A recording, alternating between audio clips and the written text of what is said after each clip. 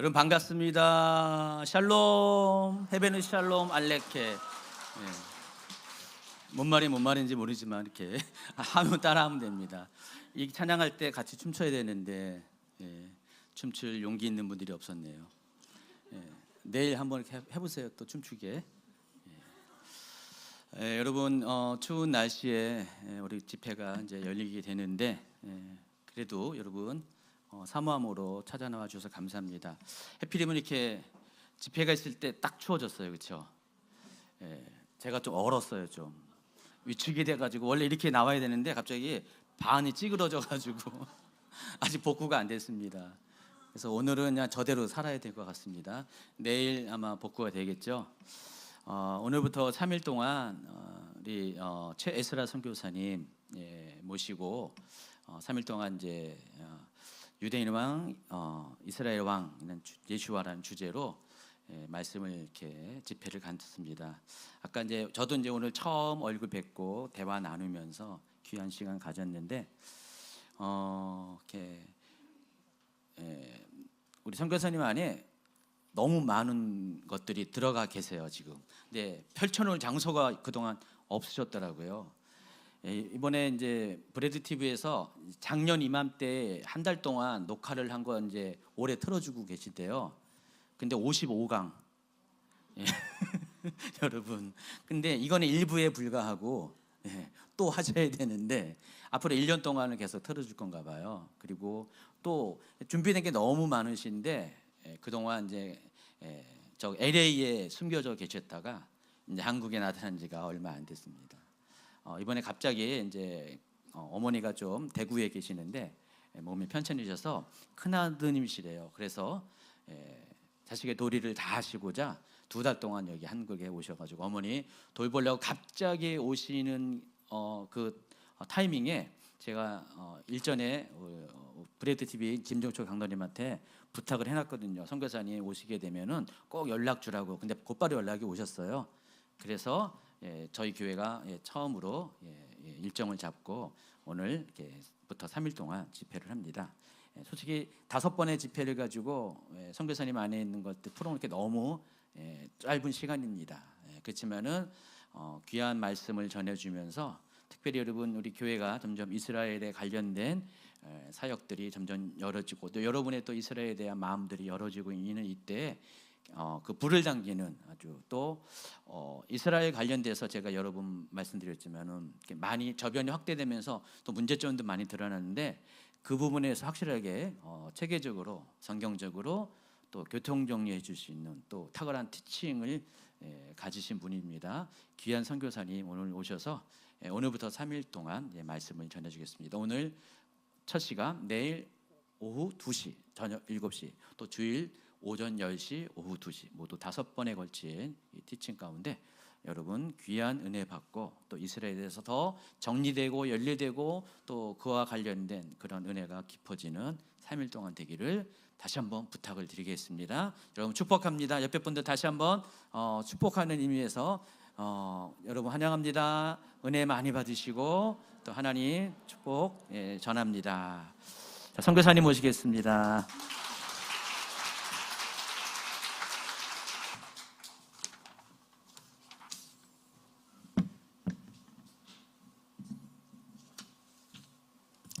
네, 우리 짧게 다시 한번 기도하겠습니다. 하나님 너무나 감사합니다. 참 부족한 자를 우리 주님을 너무 사랑하고 주님의 다시 오심을 간절히 소망하는 주님의 순결한 신부 이 주임제 교회 주님의 자녀들 앞에 이렇게 서게 하여 주시고 불러주시니 감사합니다.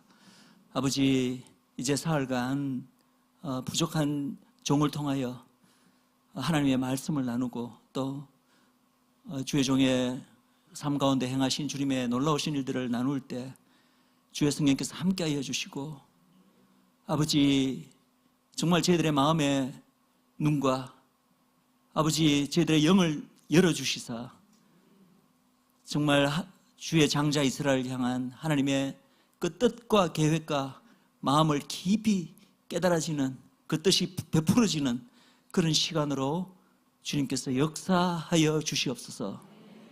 부족한 종을 들어 사용하여 주시옵소서. 감사드리고 예수님 이름으로 기도했습니다. 아멘. 우리 조금 전에 부른 찬양 에베누 샬롬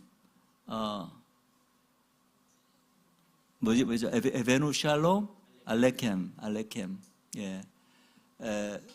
하나님의 그 샬롬 평강이 당신에게, 나로부터 당신에게, 여러분들에게 임하기를 원합니다라는 그런 뜻의 찬양입니다. 사실은 예수님을 모르는 일반 유대인들도 이 찬양은 다 아는 찬양이에요. 여러분들이 만약에 이스라엘에 방문하실 기회가 있을 때 유대인들을 많이 만나잖아요. 특별히 이제 아마 가보신 분은 알겠지만 유대 그 젊은이들이 남자나 여자나 할 것 없이 의무적으로 군대 가서 이렇게 병역을 하게 되고, 그래서 그들이 이제 곳곳에 이렇게 군인들 여러분들이 많이 만나게 될 것입니다.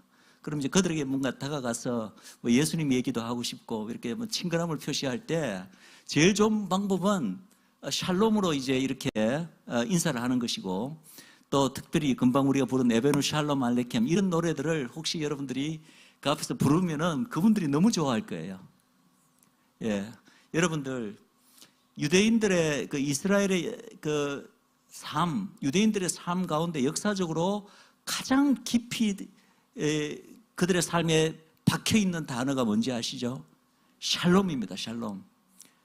그래서 그들은 모든 인사도 샬롬으로 인사를 하고, 그리고 예수를 믿든 안 믿든 간에 그들이 부르는 모든 그 히브리 찬양 안에 샬롬이라는 단어가 빠지는 적이 없습니다. 아마 그들 그 히브리 곡들을 이렇게 보아오시면 거의 모든 제목 가운데, 가사 가운데 샬롬이라는 단어가 있을 거예요. 그럼 이들에게 있어서 이 샬롬이란 도대체 무엇인가? 왜 그렇게 샬롬을 중요하게 여기는가? 여러분, 샬롬의 뜻을 아십니까? 샬롬은 우리나라 말로 어떻게 번역되죠? 평화 혹은 평강으로 번역됩니다. 그래서 우리가 금방 서로 간에 이렇게 노래를 부르면서 찬양하면서 샬롬을 이렇게 빌어줬는데, 여러분 평강하십시오, 주의 평화를 바랍니다, 이런 마음으로 아마 이렇게 축복을 서로 하셨는데, 그때 여러분들 안에 이 샬롬이라고 할 때 어떤 의도로 말씀하셨는지 아마 여러분들 다 아시겠죠? 그냥 당신의 삶 가운데 정말 주의 평화가 임해서 모든 것이 평강하고 평화롭고 형통하고 그런 복이 임하기를 원합니다. 아마 이런 의도로 샬롬이라고 축복을 하셨으리라 믿습니다. 그런데요, 이 샬롬이란 단어는 물론 그런 뜻도 가장 중심적인 뜻이 있기는 있지만 그 이상의 놀라운 그 뜻이 있습니다. 이 성경 전체가 뭐에 관한 책이죠? 바로 하나님께서 이 만드신 이 온 우주 만물, 이 피조계가 이제 인간의 죄로 타락해서 소위 이제 하나님의 나라가 훼손된 사건을 우리가 알고 있지 않습니까? 창세기 3장의 아담과 이브의 사건 때문에. 그럼 성경 전체는 무슨 얘기냐 하면은 이 훼손된 하나님 나라, 애초에 참으로 보시기에 좋았더라고 창조하신 이 완벽했던 하나님 나라를 다시 이 땅에 건설하고 회복하는 그 하나님의 스토리, 하나님의 역사 이야기가 바로 성경 이야기 아닙니까? 다 아시는 얘기죠. 그런데 우리는 그것을 하나님의 구속사라고도 부르고, 또 어떤 신학자들은 하나님의 선교다. 우리는 늘 인간이 선교를 하는 것처럼 인간의 선교를 이야기하는데, 사실은 성경 전체가 바로 하나님께서 친히 선교하시는 그 하나님의 선교에 대한 얘기고, 우리 인간은 그냥 하나님의 자녀들이 그 하나님의 선교에 사용하시는 그런 어떤 존재일 뿐이다. 우리는 하나님의 선교에 참여하는 존재이다. 이제 이렇게 흔히 이야기를 합니다. 이걸 이제 하나님의 구속사 이렇게도 이야기하는데, 그 구속사 전체를 이렇게 구속사 전체를 한 단어로 만약에 요약할 수 있다면 그 단어가 뭐겠습니까? 그게 바로 샬롬입니다. 즉 하나님의 인류 구원사, 구속사 혹은 하나님의 선교, 이 전체를 한 단어로 집약한 단어가 바로 샬롬을 이룩하는 것이다. 유대인들은 이 관념을 예전부터 알았습니다. 그래서 물론 그들이 일차적으로 구하는 것은 예루살렘의 평화고, 그리고 또 온 이스라엘의 평화가 하늘로부터 임하는 것입니다. 그러나 그들의 마인드에는, 그들의 마음 가운데는 예루살렘의 참 평화가 임하고 온 이스라엘의 평화가 임하면 하나님이 만드신 이 우주 만물, 온 지구에 하나님의 평화가 임한다는 것을 알았습니다. 자, 그렇다면 이 평화의 정확한 뜻이 무엇인가? 여러분들, 평화라는 단어, 히브리 단어가 있는데, 그 단어의 히브리 글자 한 글자를 이렇게 분해해서 보면요, 물론 모든 히브리 단어가 다 그렇게 되는 건 아니지만 마치 한자 단어가 각각 한자 한 글자마다 뜻이 있잖아요. 그 히브리어도 비슷합니다. 그래서 이 샬롬이라는 단어의 그 히브리 글자 한 글자가 나름의 다 뜻이 있는데, 그 뜻을 종합해 보면 샬롬이라는 단어의 뜻은 이렇습니다. 바로 하나님께서 창조 때부터 원래 의도하셨던 모든 하나님의 뜻과 계획이 그대로 이루어지는 것, 그대로 돌아가는 것을 말합니다. 그럼 이게 왜 인류 구속사 전체가 왜 샬롬이라는 단어 하나로 축약되는지 여러분들 아시겠죠? 하나님이 애초에 이 땅을 창조하실 때, 온 우주 만물을 창조하실 때는 가장 좋은 모습으로, 가장 완벽하게, 가장 아름답게 창조하셨는데, 그것이 인간의 죄로 말미암아 만물이 동반 타락으로 말미암아 이 모든 것들이 훼손되었잖아요. 그럼 하나님께서는 이제 그분의 독생자인 예수님을 통하여 이 모든 것을 다시 회복하기를 원하세요. 그것을 성경에서는 만유의 회복이라는 표현으로도 합니다. 그럼 그 뜻이 한꺼번에 담겨있는 단어가 바로 샬롬이에요.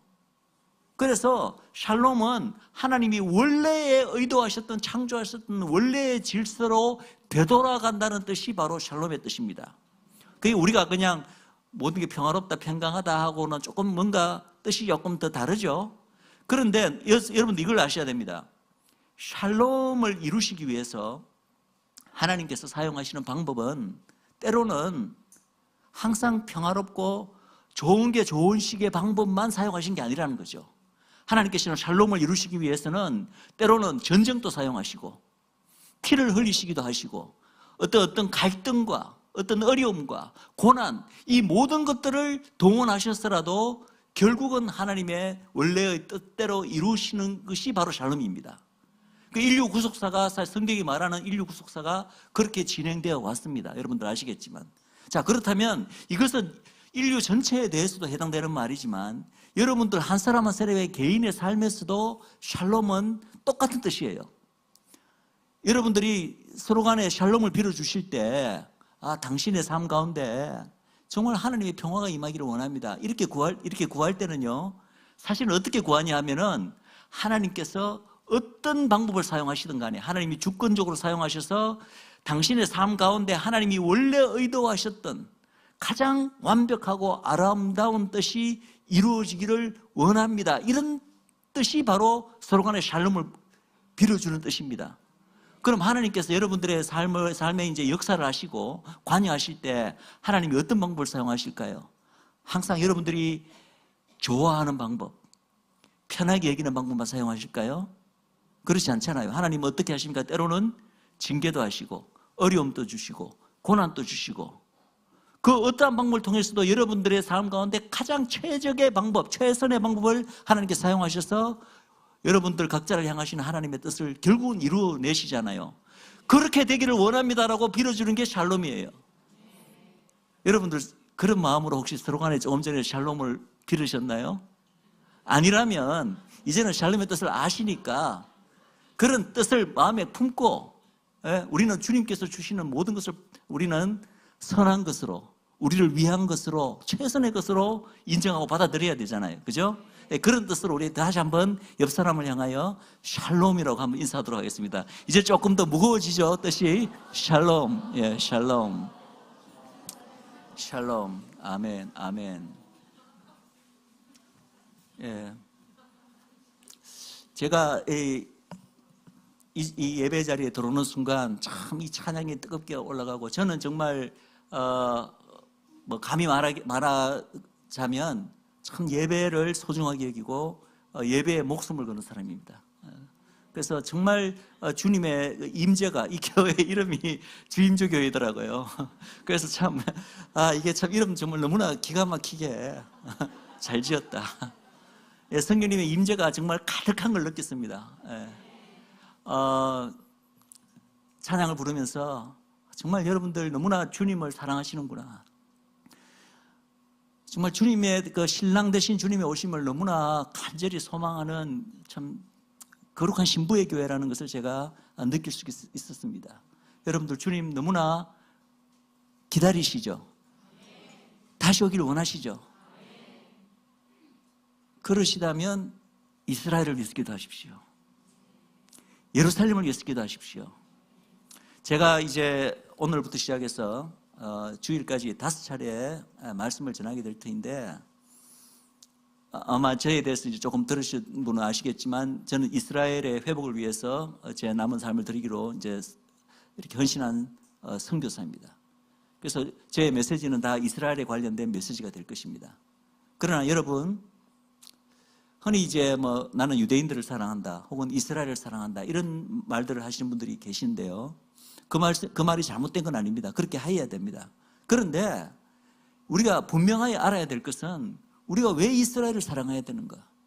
왜 예루살렘을 사랑해야 되는가? 오늘 찬양 가운데서도 그런 이제 찬양이 많이 이렇게 불러서 참 저 마음이 기뻤는데, 그 가장 근본적인 이유는 뭡니까? 바로 예수님 때문입니다. 예수님을 사랑하기 때문에 이스라엘을 사랑하는 것입니다. 예수님을 사랑하기 때문에 유대인을 사랑해야 되는 것입니다. 여러분들, 그 예수님이 우선이고 예수님 때문에 다 이스라엘이고 유대인이지, 그 상관관계가 분명치 않으면 어떤 게 되냐면, 사실은 참 안타까운 현실은 그렇습니다. 여러분들은 이 가운데 계시는 분들은 이미 이스라엘에 대해서 아시고, 이스라엘의 회복과 유대인들의 어떤 그 하나님의 이 인류 구속사에서 얼마나 그들이 중요한 것인가를 이제 여러분들이 많이 아신다고 저는 들었는데, 그렇지 않은 이들이 아직 많이 있습니다. 그런 교회도 많이 있습니다. 그런데 놀랍게도요, 그런 분들 가운데 이렇게 이야기를 나눠보면은 이분들이 너무 주님은 사랑해요. 우리 예수님을 너무나 사랑하는 분들이 많더라고요. 그런데 이스라엘은 왠지 와닿지 않아. 유대인들 너무 좀 뜬금없어. 이렇게 이야기하시는 분들이 아직 많은 것이 현실입니다. 물론 그것도 이제 지금 놀랍도록 하나님께서 많이 바꿔주고 계세요. 막 놀랍도록 이렇게 이스라엘에 대해서, 유대인들에 대해서 하나님께서 교회의 마음을 열어주시고 계시는 거, 목회자들, 특별히 신학자들까지 요즘은 이스라엘에 대해서 그렇게 마음이 열리고 있습니다.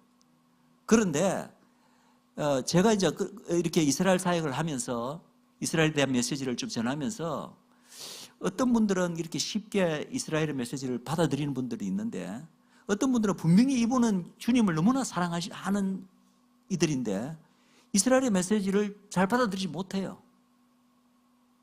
좀 뜬금없다고 생각해요. 혹은 좀 심하게 말하면 좀 이상하게 생각하는 그런 분들도 계시잖아요. 왜 그럴까 제가 고민을 해봤습니다. 고민을 해본 결과는 뭐냐면은, 가장 중요한 것은, 제가 조금 전에 뭐라고 말씀했죠? 우리가 왜 이스라엘 사랑해야 된다고요? 왜 유대인들을 사랑해야 된다고요? 예수님 때문이에요. 즉 무슨 말이냐 하면은, 예수님을 사랑한다고 하면서 이스라엘을 어떻게 사랑하지 않을 수가 있는가? 예수님을 사랑한다고 하면서 그분의 백성인 유대인들을 어떻게 사랑하지 않을 수 있는가? 그런데 그것이 가능한 사람들이 주위에 많다는 거예요. 문제는 예수님을 사랑한다고 하면서도 이스라엘을 사랑하지 않고 유대인들을 사랑하지 않는 사람이 많은 것이 지금의 작금의 현실입니다. 그럼 그 이유는 뭐냐? 한마디로 예수님이 과연 성경이 말하고 있는 예수님이 어떠하신 분인가를 우리는 다 안다고 생각하죠. 교회를 오래 다녔으니까, 내가 예수 믿은 지 오래됐으니까, 뭐 예수님에 대해서 웬만한 이야기는 벌써 성경에 나오는 얘기는 다 알고 있어 나는 라고 많은 분들이 그렇게 생각하고 있지만, 사실은 그렇지 않다는 거예요. 분명히 성경이 말하고 있는데 우리는 어떤 게 좀 제가 과격하게 이야기한다면 예수님의 반쪽밖에 모르고 있다. 무슨 말이냐 하면은, 예수님과 이스라엘과는 뗄래야 뗄 수 없는 특별한 관계에 있습니다. 뭐 그 특별한 관계가 여러분들 생각하시기에 이스라엘의 메시아인 예수님께서 오셨는데 이스라엘 민족은 자기의 메시아를 몰라보고 거절한 뭔가 마치 원수와 같은 관계라고 혹시 생각하세요? 그렇지 않습니다. 예수님이 누구실까? 예수님의 정체성 자체가 바로 이스라엘 민족의 왕이시고 유대인들의 왕이신 걸 여러분들 믿으시기 바랍니다. 그런데 그것은 예수님이 초림으로 2000년 전에 오셨을 당시에 그때의 신분만이 아니라 마지막까지 지금 이 순간도, 그리고 하나님의 구속사가 끝나고 주님이 다시 오시는 그 순간까지도 예수님의 여러 신분들 가운데 성경이 말하고 있는 예수님의 그 정체성, 그 아이덴티티 가운데 가장 중요한 부분의 한 부분이 뭐냐면은 예수님은 바로 이스라엘의 왕이시고 유대인들의 왕이시란 거예요. 왕으로 오셨는데, 유대인들의 왕으로 오셨는데 그 민족이 그분을 거부함으로 말미암아 이제는 나 더 이상 이스라엘의 왕 아니야, 유대인들의 왕이 아니야, 이제는 나는 온 인류의 구세주고 온 열방의 왕이 되어버렸어. 그 말도 맞죠. 온 인류의 구세주시고 열방의 왕이신 거 맞습니다. 그 중요한 것은 이스라엘에 대해서 이스라엘의 왕이시고 유대인들의 왕이라는 그 예수님의 신분이 이스라엘 민족이 예수님에 대한 거부로 말미암아, 초림때 오신 예수님에 대한 거부로 말미암아 그 정체성이 없어져 버렸느냐, 그게 아니란 거예요. 성경은 분명히 말하고 있습니다. 예수님은 지금도 유대인들의 왕이고 이스라엘의 왕이고 이스라엘 민족은 여전히 예수님의 민족이고 예수님과 이스라엘은 뗄래야 뗄 수 없는 특별한 관계에 있습니다. 그래서 성경은 하나님께서 이스라엘을 가리켜 영원한 나의 백성이라 부르시고, 특별히 영어로 말하면 My special treasure, 영어로 우리나라 말로 직역하면 어떻게 되죠? 나의 특별한 보물이라고 부르는 민족이 이스라엘 민족입니다. 그럼 우리 교회는요? 이렇게 또 꼭 질문하시는 분이 계시더라고요. 우리 교회도 예수님께 보물 맞습니다.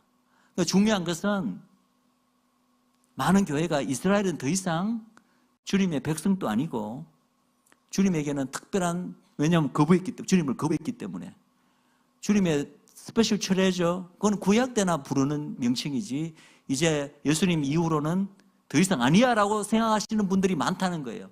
그렇지 않아요.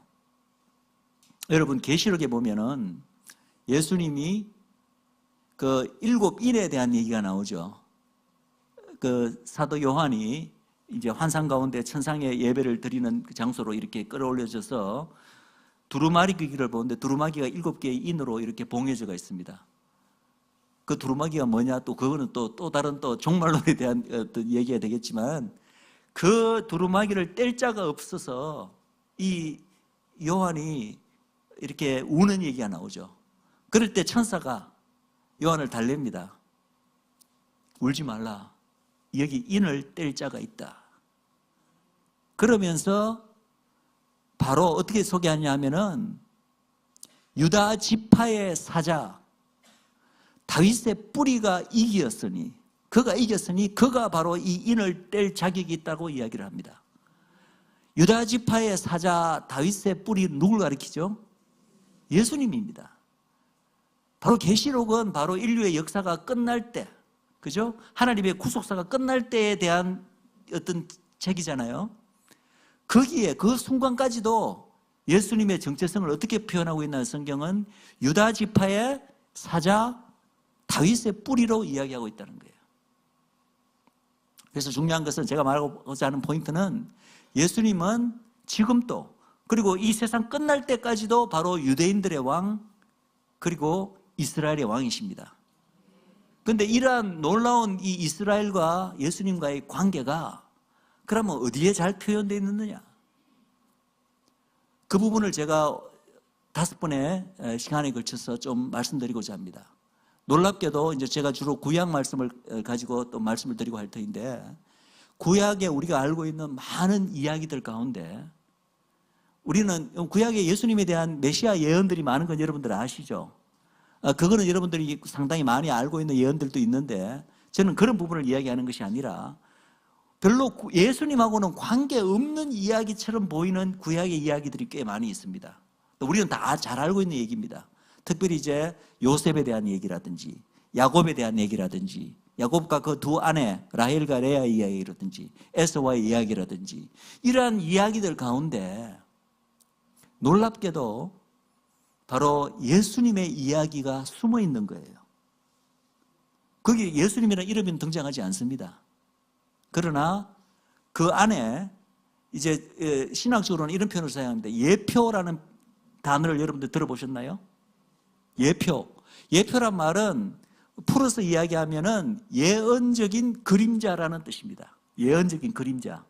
뭐냐면 이렇게 드러내놓고 예언인 말씀들이 구약에 많이 있잖아요. 성경에 한 3분의 1은 예언이라고 이야기할 정도로 예언의 말이 많습니다. 그런데 그렇게 드러내놓고 선지자들의 한 예언의 말씀이 아니고 그냥 구약의 일반적인 그냥 역사 이야기처럼 뭐 사람들 이야기처럼 돼 있는데 그것이 그 표면적인 얘기가 아니라 표면적인 이야기 밑에 장래에 일어날 일에 대한 어떤 예언적인 밑그림이 마치 숨겨진 그림처럼 숨어 있는 거예요.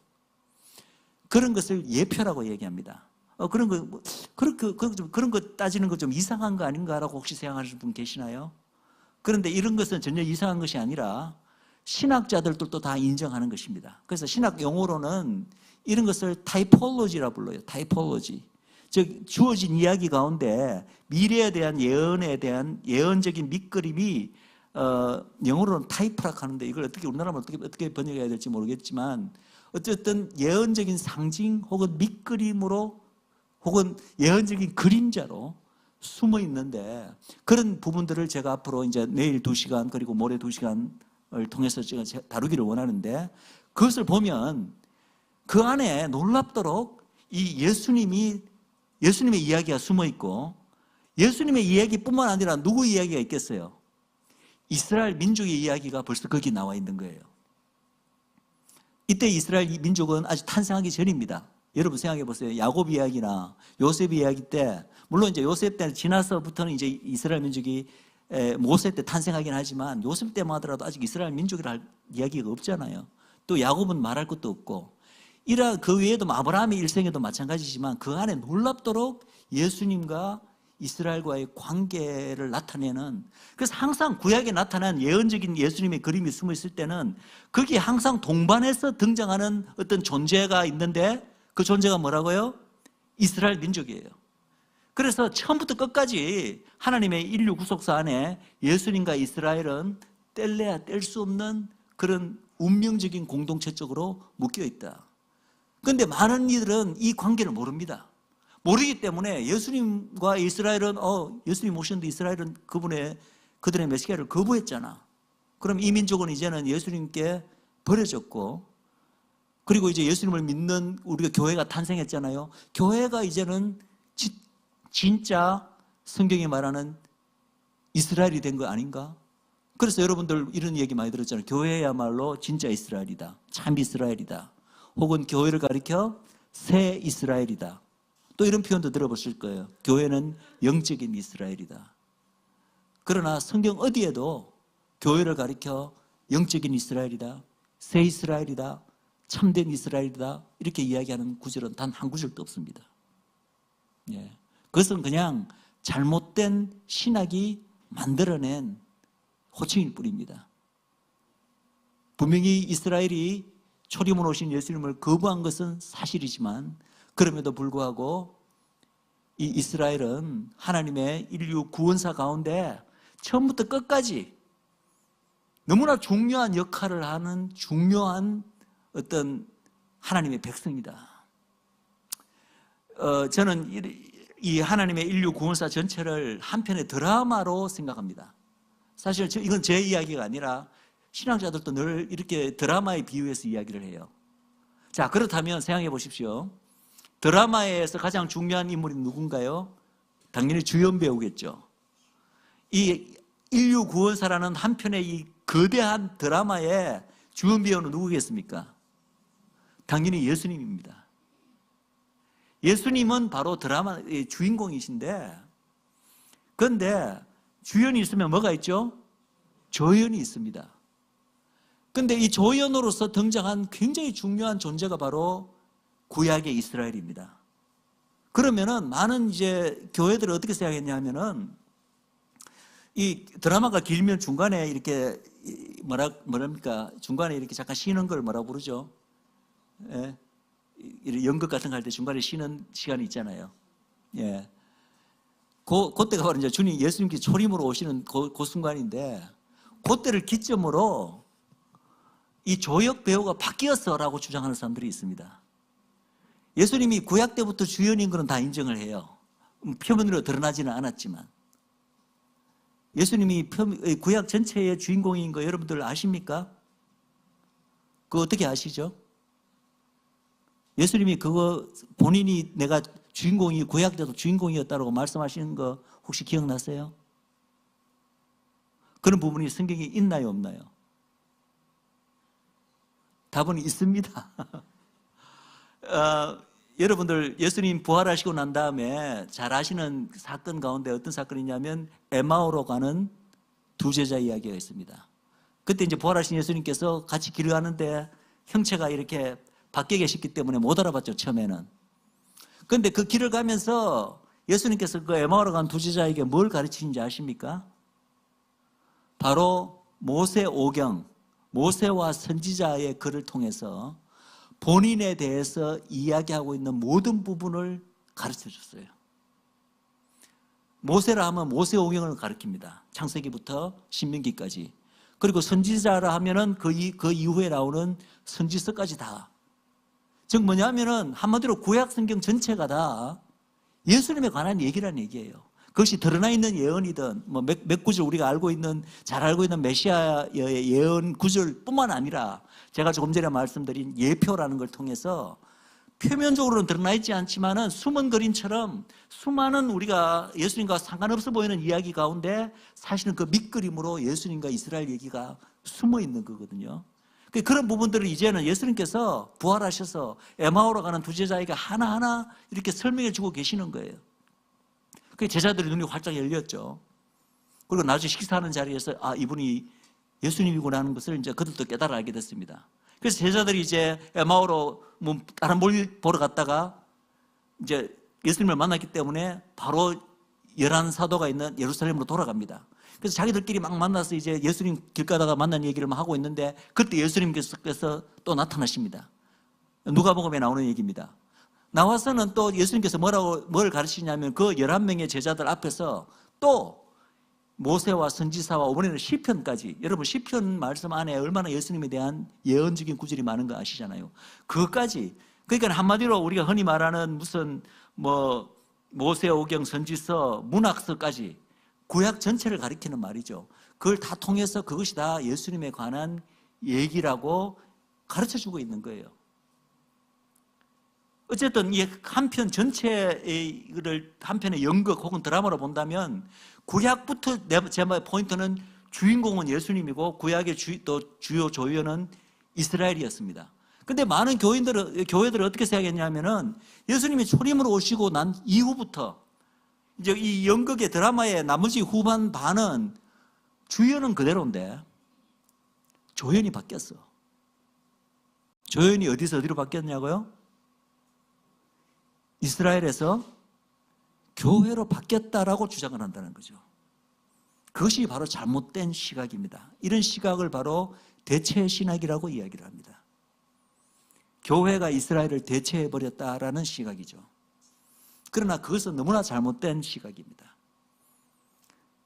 여러분들 이걸 분명히 아셔야 됩니다. 하나님의 이 거대한 인류 구원사라는 한 편의 드라마 혹은 연극 안에 전반부 후반부로 나눠질 수는 있겠죠. 예수님의 그 초림으로 오신 사건을 중심으로.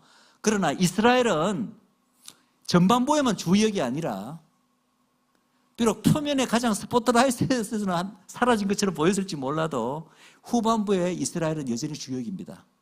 단지 또 다른 주역이 등장했는데 바로 온 이방인들 가운데 구원받은, 예수님을 통해서 구원받은 열방교회가 등장함으로써 새로운 조연이 등장했을 뿐이지, 그 새로운 조연이 원래부터 있던 조연을 밀어내고 너희 더 이상 조연이 아니야 하고 그 조연 자리를 대신 차지한 것은 아니라는 거예요. 여러분들 이것을 분명히 아셔야 됩니다. 그래서 제가 이제 다시 말씀드리지만 앞으로 사흘 동안 특별히 예수님과 이스라엘과의 관계를 이 구약의 여러 스토리를 통해서 한번 조명해 보기를 원합니다. 여러분들과 한번 조명해 보기를 원합니다. 그래서 표면에는 드러나 않지만 우리가 예표적으로 이러한 것들을 한번 보자.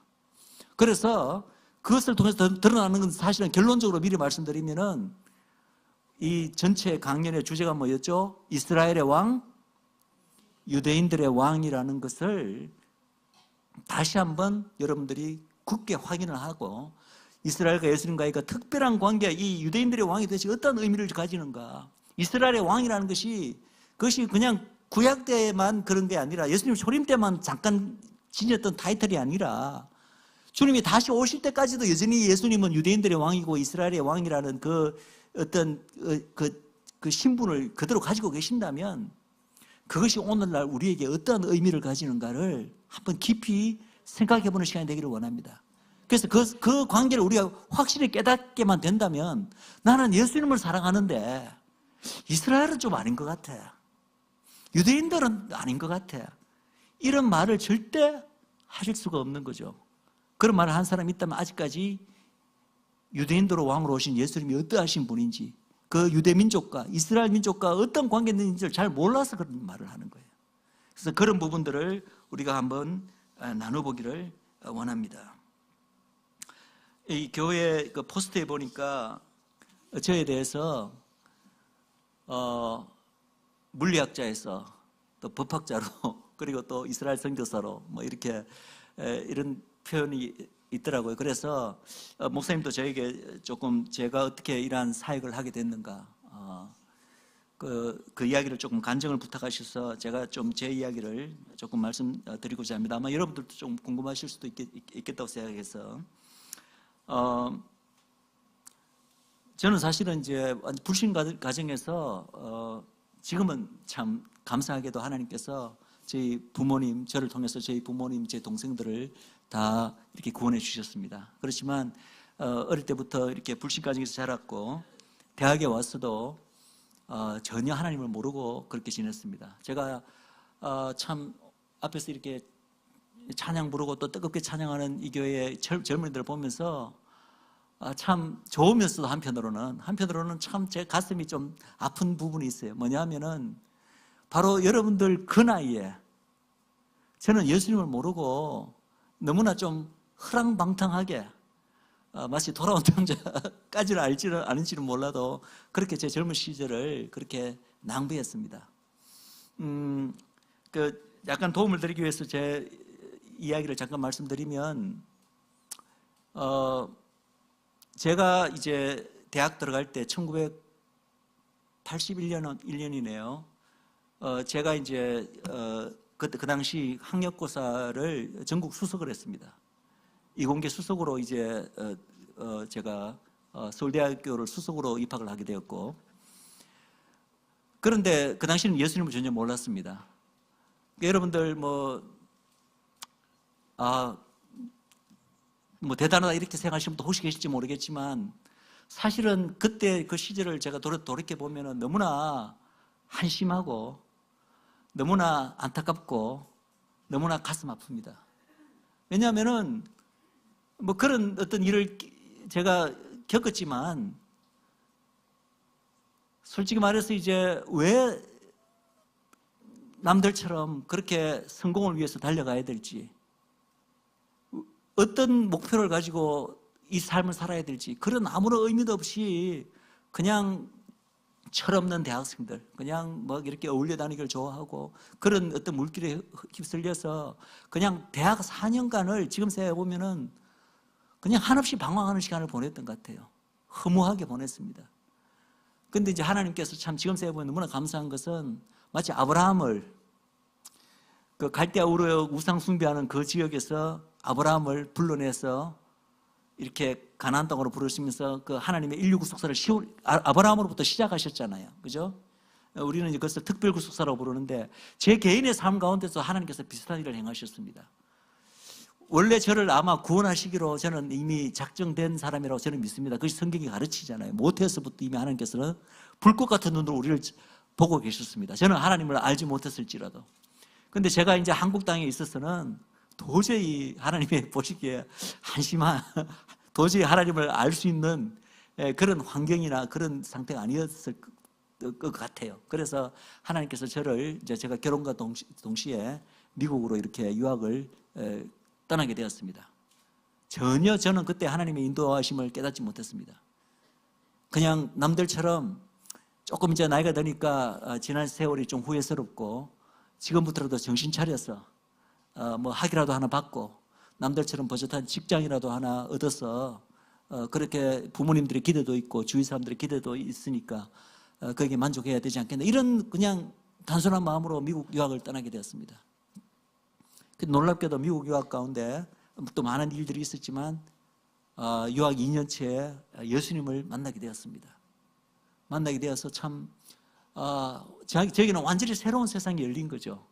그전까지 제가 특별히 뭐 교회에 대해서 반감을 가졌던 건 아닙니다. 믿는 자들에 대해서 아예 관심이 없었기 때문에 제 일가 친척 중에서도 믿는 사람이 한 명도 없었습니다.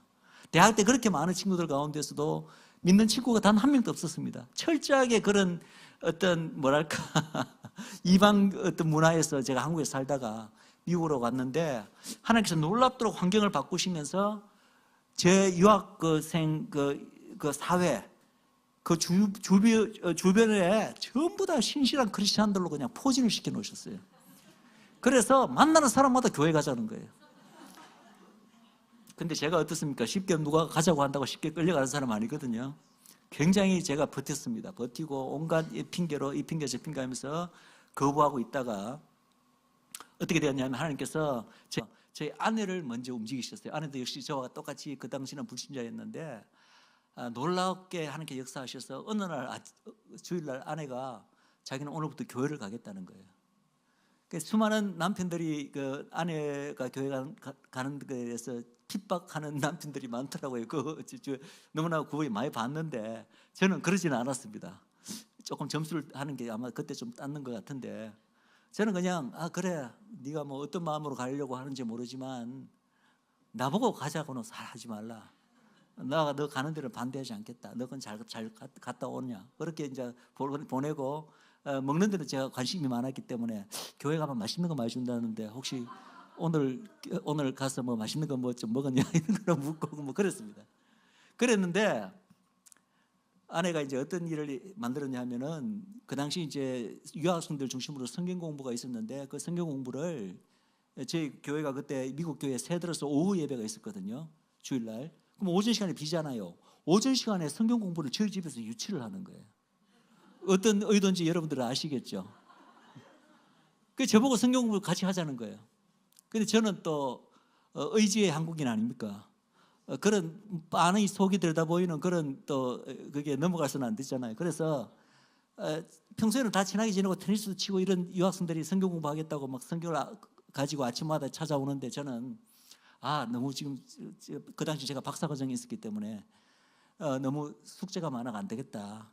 도서관에 가서 숙제해야 되겠다. 이렇게 하면서 성경 공부하러 오는 사람들 있으면 저는 바로 책가방 메고 그 문간에서 빠이빠이 하고 도서관으로 도망을 쳤습니다.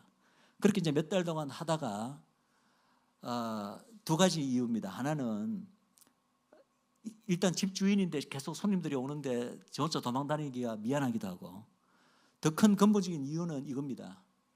내가 보니까 이 교회 다닌다는 사람들, 이 믿는 사람들이 또 다 유학생들이고 다 박사과정 유학생들이잖아요. 다 똑똑한 사람들이야. 근데 내가 성경의 ABC의 A도 모르는데 이 사람들이 바보도 아니고 이렇게 뭐를 예수란 하나님을 믿는데 내가 뭔가를 알고 이게 아니다 싶어 거부하는 것도 아니고 성경의 ABC, A도 모르면서 무작정 거부하는 나의 모습이 갑자기 딱 보이는 거예요. 그러면서 어떤 생각이 딱 들면 자존심이 딱 상하더라고요.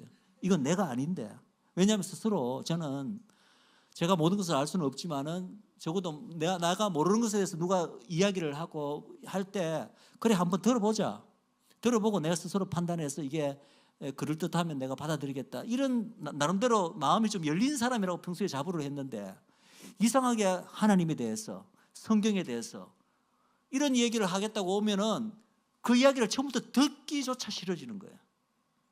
그래서 무작정 도망 다니고 있는 저의 모습이 갑자기 딱 보이는 거예요. 이거는 평소에 나의 모습이 아닌데 자존심이 딱 상하더라고요. 일단은 좀 성경이 뭐라고 하는지, 왜 이 사람들이 뭘 믿는지 알아나 보고, 그리고 이제 내가 믿든지 말든지 결정해서 해야 될 것이 아닌가, 이런 생각이 딱 들면서 좋다, 그러면 한번 성경 공부에 참석해 보자. 그렇게 해서 이제 자의반 타의반으로 저희 집에 사는 성경 공부에 참석하게 되었습니다. 제가 이 얘기를 좀 장황히 하는 이유는 저의 이 신앙의 여정 가운데 그 성경 공부가 너무나 중요한 역할을 감당하게 됩니다. 왜냐하면 그때 이제 창세기를 공부를 했는데, 저는 성경이 어차피 아무것도 모르잖아요. 성경의 스토리도 아무것도 모르고. 근데 그 창세기를 뭐 하는데 너무나 이렇게 이제 미리 하기로 했으니까 열심히 해야죠. 그래서 이제 막 미리 예습도 하는데 너무나 뭐 어려운 질문들이 많이 생기더라고요. 그래서 이제 성경 공부할 때 그 질문을 막 묻는데, 지금 생각해봐도 그런 질문은 목사님들 혹은 교회 오래 다니신 분들에게 질문해도 여전히 대답하기 힘든 질문들이 많았던 것 같아요. 근데 저는 어차피 그걸 모르니까 막 질문을 이렇게 퍼부었습니다. 그런데 참 감사하게도 그 당시 성경 공부를 인도했던 그 형제 중 한 분이 유학생이죠. 그분은 대학 다닐 때 전공 서적 보는 것보다 성경 말씀이 꿀같이 달아서 성경 말씀만 그냥 깊이 팠던 사람이에요. 그분이 이제 제 질문에 대해서 대답을 해주는데, 놀랍게도 그 질문 전체에 제가 어떤 어려운 질문을 하든 간에 그 모든 답변을 성경의 말씀, 형제님 그러면 이 성경의 이 책의 몇 장 몇 절을 한번 찾아가 한번 같이 읽어볼까요? 그러니까 같이 읽는데 보니까 제가 물었던 질문에 대답의 한 90% 이상은 그 답이 거기에 있는 거예요. 그래서 제가 그걸 하면서 제가 충격을 받았습니다. 이상하다. 제가 잘 모르지만 무식하지만 성경에 대해서 내가 듣기로 수천 년에 걸쳐서 수십 명의 다른 저자에 의해서 성경이 기록되었는데, 어떻게 창세기에 있는 이런 질문에 대한 대답이 수백 년 혹은 천수백 년 이후에 다른 사람에 의해서 쓰여진 다른 책에서 그 답이 적혀 있을까?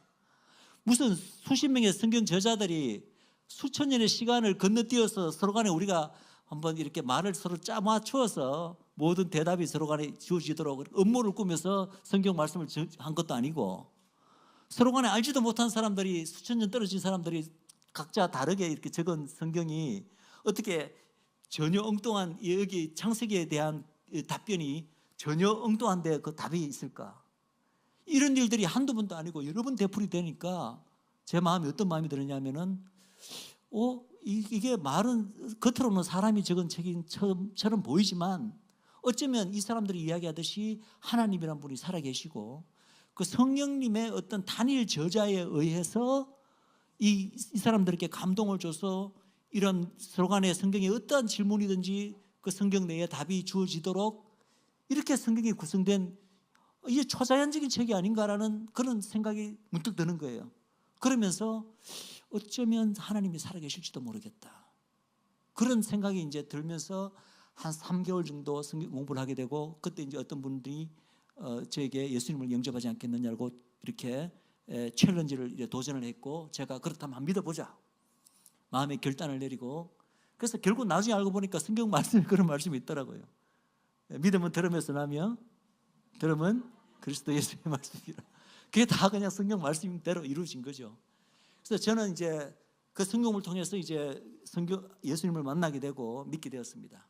물론 그러고 난 후에도 제가 진정으로 죄인이라는 것을 깨닫고 회개의 눈물을 흘리고, 그리고 정말 하나님이 나를 사랑한다는 하나님의 사랑이 제 마음에 부어진 거는 예수님을 영접하는 순간은 아니었고, 그때는 그냥 내가 성경 공부를 통해서 믿어보자라는 마음의 결단으로 받아들였지만, 정말 제가 죄인임이 깨달아지고 예수님이 저의 죄 때문에 돌아가신 것이 깨달아지면서 통곡을 하고 눈물을 흘리고 정말 주님의 사랑이 깊이 부어진 것은 얼마 지나지 않아 또 어떤 북미 유학생 수련회라는 곳에 가서 제가 깊은 은혜를 체험하면서 이루어졌습니다.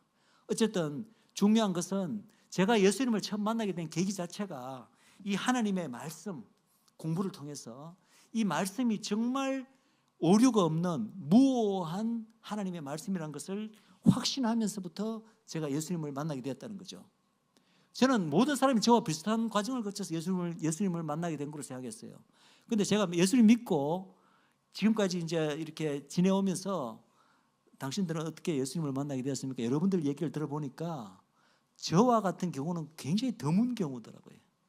오히려 많은 경우들은 뭐 이렇게 어려운 일이 있을 때 누가 기도를 해줬을 때 기도의 응답을 받고, 혹은 뭐 억지로 어떻게 교회를 끌려오게 됐는데 그 뭐 교회에서 있는 가운데 하나님께서 막 은혜를 부어 주셔서 예수님을 알게 되고 뭐 이런 거로 하게 되지, 그냥 어떤 지적인 호기심에서 한번 성경 말씀을 한번 알고나 보자는 마음에서 이렇게 공부하다가 예수님을 믿게 된 경우는 아주 드물더라고요. 근데 그래서 저는 처음부터 예수를 믿을 때부터 이 성경 말씀은 무오한 하나님의 진리란 말씀을 그냥 믿음으로 저는 받아들이면서 시작을 했습니다. 그런데 제 신앙 여정에 있어서 굉장히 하나의 큰 위기가 찾아오게 됐습니다. 그게 뭐냐 하면은 저도 그렇고 아내도 그렇고 둘 다 이제 그 당시 미국에 이제 박사과정으로 유학을 가게 됐는데 둘 다 과학을 전공했습니다. 저는 물리학, 아내는 생물학으로. 그런데 여러분들 제가 맞닥뜨린 이 난관이 뭔지 혹시 짐작하시는 분 계신지 모르겠지만, 제가 과학도로서 또 대학 때부터 어릴 때부터 계속 배운 교육이 뭡니까? 진화론입니다. 진화론. 저는 그것을 과학적 사실로 받아들였습니다.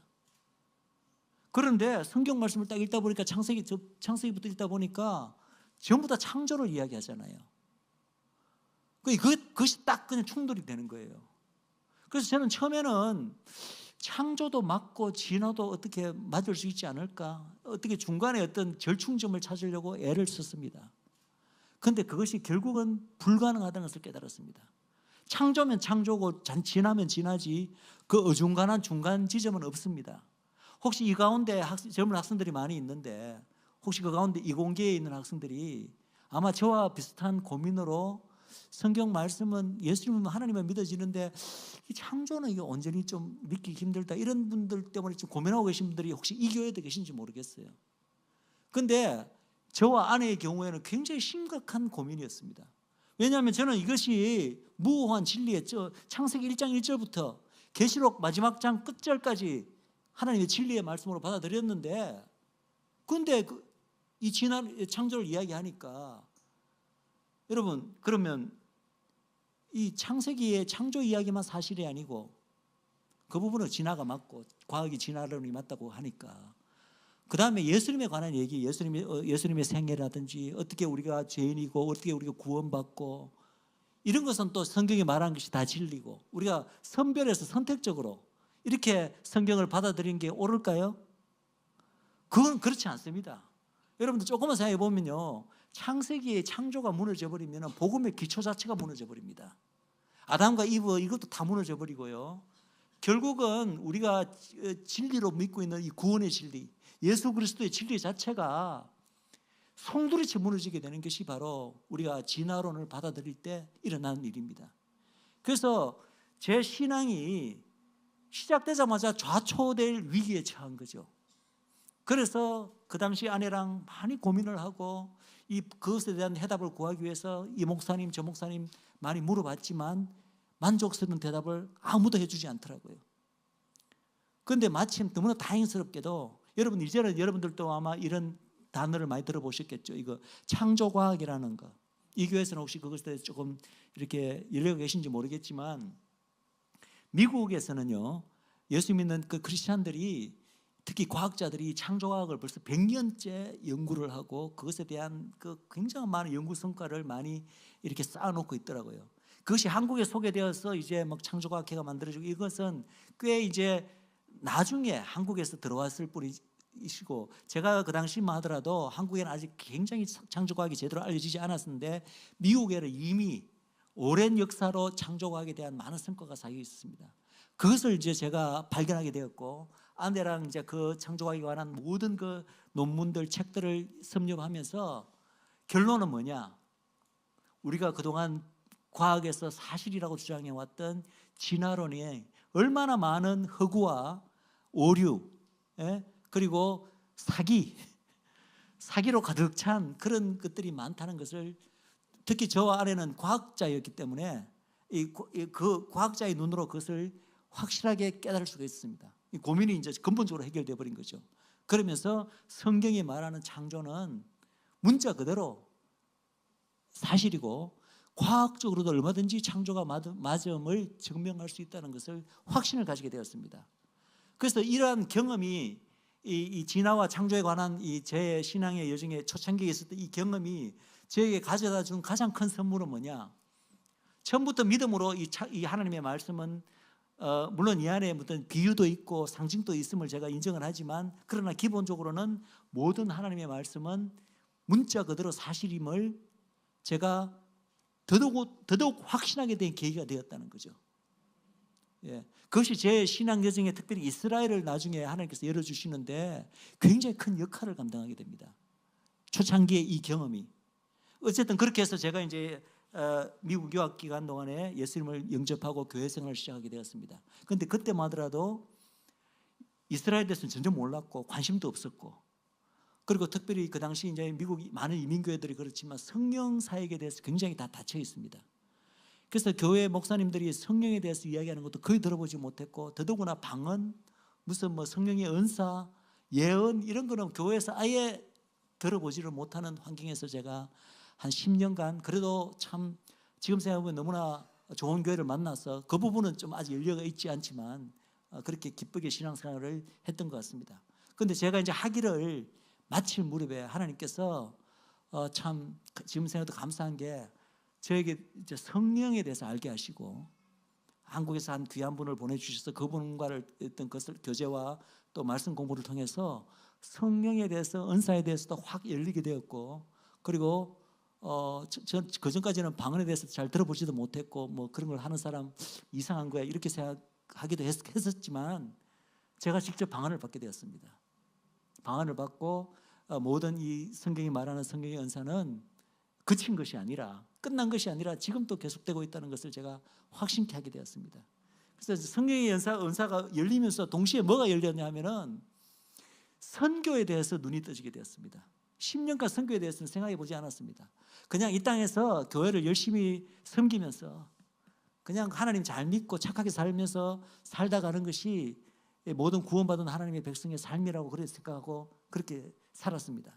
그런데 성경에 대해서 이제 눈이 떠지면서 성경 말씀을 보니까 성경 전체가 다 하나님의 선교에 대한 얘기고, 특별히 우리가 이제 이 땅에 살면서 너무나 많은 문제를 보잖아요.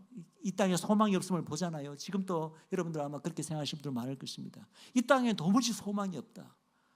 참 소망은 누구십니까? 예수님 한 분이시고 이분이 다시 이 땅에 오셔야 이 모든 문제가 해결됩니다. 사실은 우리가 그리스도인으로서 이 땅에서 빛이 되고 소금이 되기 위해서 어떻게든지 사회를 좀 이렇게 우리 그리스도의 빛을 발해서 사회를 개혁하려는 그런 노력 자체를 하지만 그 노력 자체가 저는 필요 없다는 거 말씀드리는 건 아닙니다.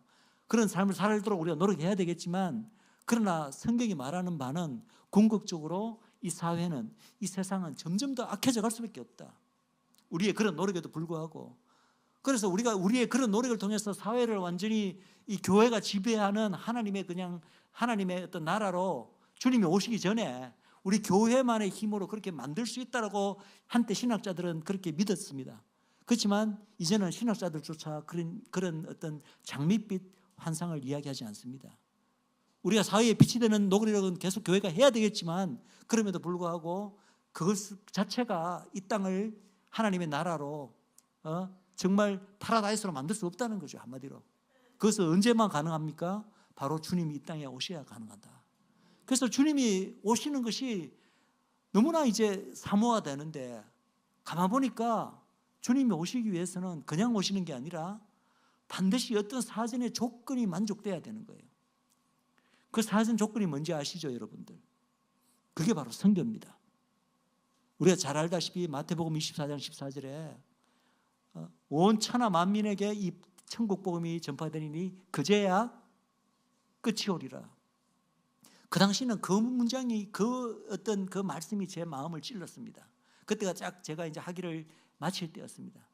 그러면서 그 전까지는 선교에 대해서 생각도 안 하고 교회만 다니고 왔다 갔다 했었는데, 갑자기 하나님께서 그냥 성경에 대해서도 열어주시고 선교에 대해서도 막 마음에 뜨거운 불을 지펴주셨어요. 그래서 그때 제 마음에 이 땅에 사는 목적이 그냥 잘 살다가 천국 가는 게 목적이 아니구나. 우리가 이 땅에 교회를 두시고 우리를 이 땅에 두신 이유는 정말 이 하나님의 선교의 어떤 하나님의 그 선교의 대사로서 선교사로서 우리를 파송하신 것이구나. 예수님께서도 이 땅에 선교사로 오신 거 여러분 아시죠? 하늘에서 이 땅으로 선교사로 파송되신 분이 바로 예수님이세요. 그 예수님의 선교를 받아 하는 것이 바로 이 땅의 교회가 예수님의 선교를 받는 것이고, 여러분 한 사람 한 사람이 바로 그 예수님의 선교를 받아서 이 땅에서 하기 위해서 이 자리에 존재하는 것입니다. 그것이 교회의 존재 목적이에요. 그래서 그것이 갑자기 깨달아지면서 제 마음은 막 선교에 대한 열정으로 불타게 되었습니다. 그래서 단순히 내가 학위 받고 어디 가서 대학 가서 교수만 하는 것이 이게 나의 기독교인으로서 삶의 전부가 아니구나. 어떻게든지 주님이 오시는 길을 예비하고 주님이 빨리 오시게 하기 위해서 이 땅 끝까지 복음을 전하는 열방 선교에 내가 어떤 형태로든지 쓰임 받고 싶다, 이런 열정이 막 불타면서 교회 청년들을 불러서 계속해서 이제 그 열방 선교를 위해서 뭐 밤새워 기도하고 이렇게 뜨겁게 기도를 했습니다. 그러면서 하나님께 소원을 올려드렸습니다. 하나님, 제가 그냥 대학 강단에서 아이들에게 물리학이나 가르치고, 물론 그렇게 하면서도 아이들에게 이렇게 예수님을 전할 수도 있고 뭐 영향을 끼칠 수도 있겠지만, 그것보다는 좀 더 직접적으로 하나님의 선교에 제가 좀 쓰임 받는 제 남은 삶을 한번 드리고 싶습니다. 이렇게 마음의 소원을 올려드리면서 기도를 했습니다. 근데 하나님께서 그 기도에 어떻게 응답하셨는가? 제 삶을 질도를 송두리째 바꿔주셨어요. 제가 그전까지는 이제 물리학으로 공부를 계속 해왔고, 그리고 이제 박사학위까지 물리학을 결국은 받게 되었는데, 갑자기 진로를 미국 법대로 이렇게 바꾸게 하셨습니다. 물론 그 가운데 많은 과정이 있었지만 중요한 것은 그 과정에서 하나님께서 제가 계속 기도를 드렸고, 하나님께서 제 그 고민을 들으시고 제 기도에 응답하셔서 제가 그렇게 진로를 바꾸는 것을 하나님께서 기뻐하셨다는 것입니다. 왜냐하면 제가 이제 단순히 대학 교수가 되는 것보다 그 당시 생각에는 변호사가 되면 시간적으로나 물질적으로 좀 더 청년들을 섬겨서 이렇게 열방 선교를 하는데 좀 더 효과적일 거라는 생각이 들었습니다. 그래서 제가 법대를 가기로 이제 마음을 정하고 하나님께 기도를 올렸을 때 하나님께서 그걸 기뻐 받으셨어요. 그래서 제가 이제 물리학 박사를 마치고 미국 법대로 다시 이제 지원을 해서 법대에 입학을 하게 되었습니다. 그래서 법대를 마치고 이제 결국 변호사로 이제 미국 법률회사 로펌웨어를 다니게 되었는데, 그때까지만 하더라도 저는 이스라엘에 대해서 전혀 몰랐습니다.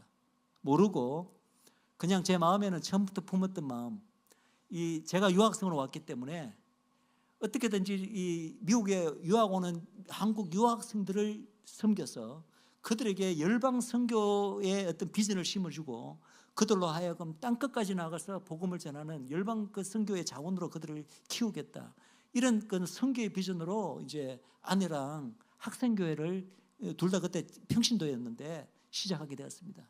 그래서 저는 한편으로 교회 전도사로, 또 한편으로는 이제 변호사로서 로펌에서 일을 하면서 그렇게 열심히 아내랑 개척한 그 학생교회를 섬기고 있었습니다. 그러면서 이제 선교의 비전을 계속해서 학생들에게 이렇게 주면서, 그때만 하더라도 저는 그것이 이제 제 기도에 하나님의 응답인 줄 알았어요.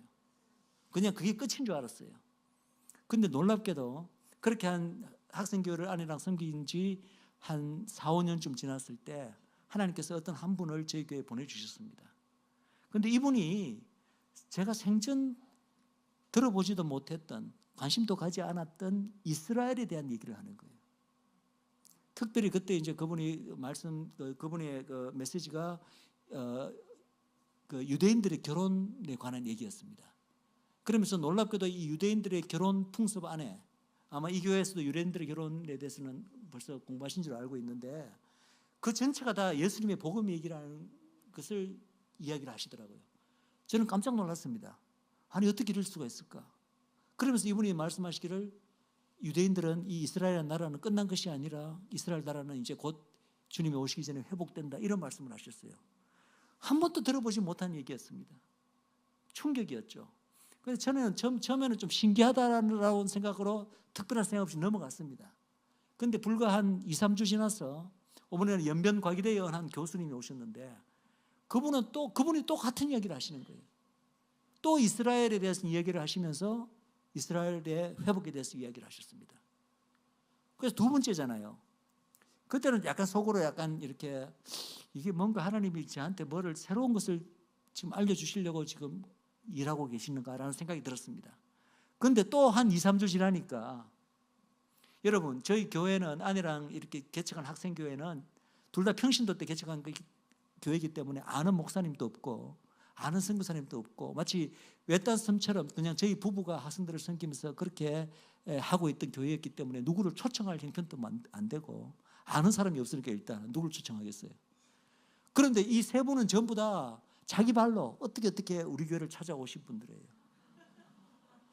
불감청현정 고소원이라 이런 표현은 아시겠지만 저희들이야 뭐 너무나 감지덕지죠.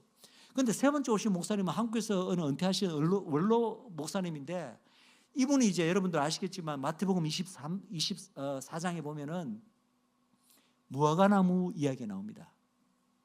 무화과나무의 비유를 너희들이 배우라라고 말씀하시면서 무화과나무의 가지가 연하여지고 잎사귀가 새로 나면 인자가 곧 문 앞에 선 것을 보라.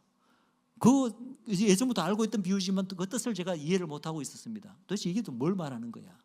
근데 그분이 오셔서 여기 말하는 무화과나무는 바로 이스라엘을 가리키는 것이다. 그래서 이스라엘이 회복되면은 바로 예수님께서 이 땅에 오실 날이 바로 코앞이라는 것을 너희들은 알라. 또 그 메시지를 전하는 거예요. 그때 제가 이제 벌써 3세번이잖아요. 하나님께서는 3세번을 좋아하십니다. 확신을 하게 되었습니다. 근데 이제 그냥 확신하는 건 아니고 저는 굉장히 좀 신중한 사람이기 때문에 이것이 과연 진짜일까? 내가 한번 알아보리라. 이런 태도를 보인 사람들이 신약교회 한 교회 여러분들 아시죠? 어느 교회 사람이 그랬죠?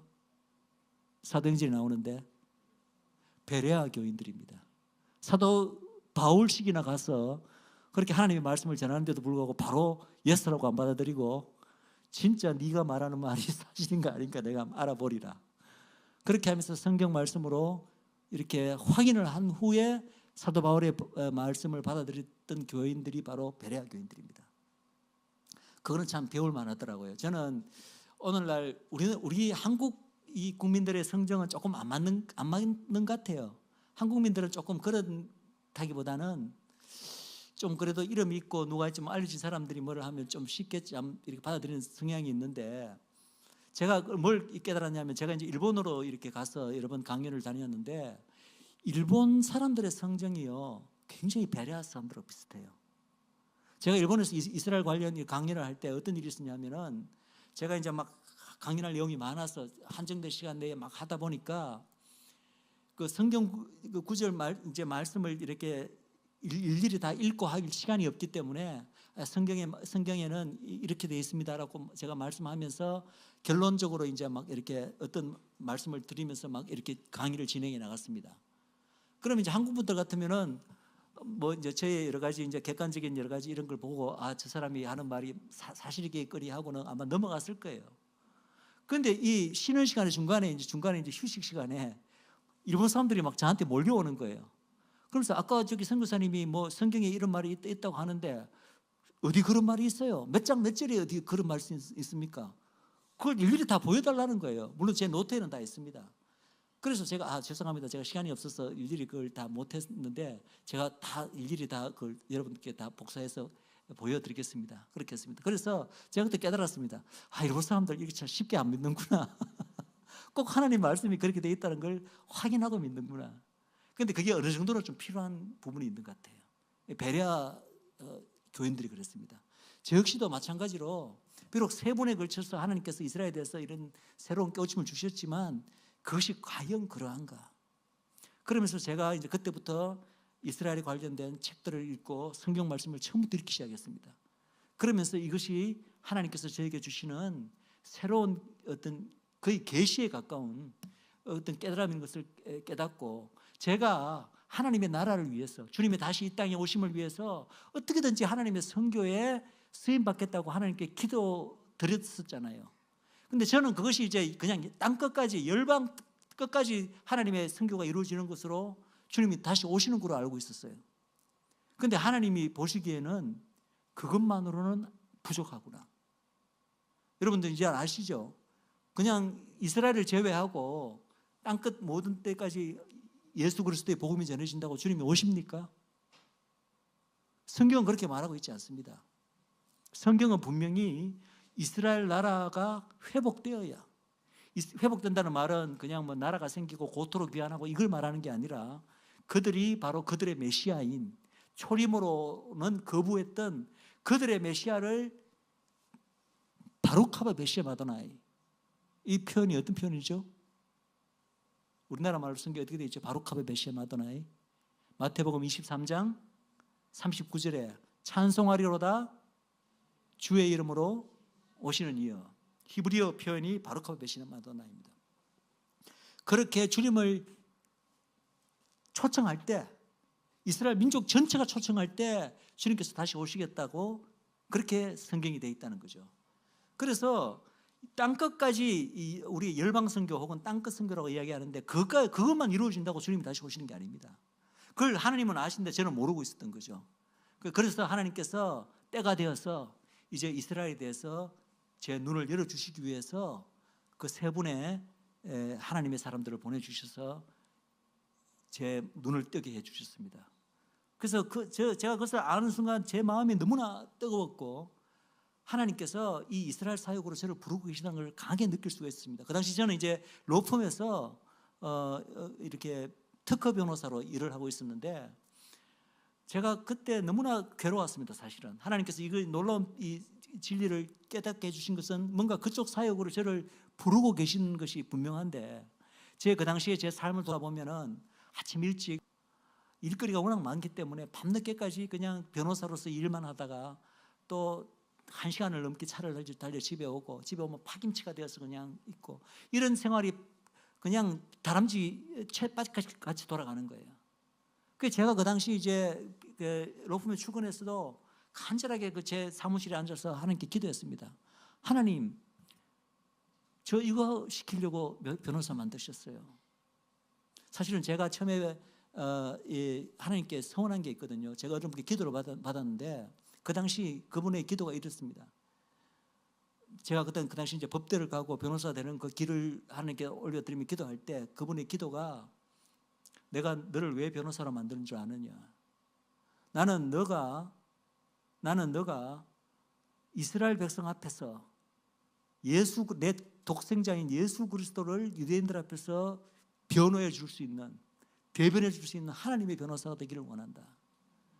또 열방교회에 대해서는 열방교회가 이스라엘에 대해서 유대인들에 대해서 굉장히 많은 오해와 편견에 사로잡혀 있는데 열방교회에 대해서는 내 백성 이스라엘을 변호해 줄 수 있는 그런 변호사가 되기를 원한다.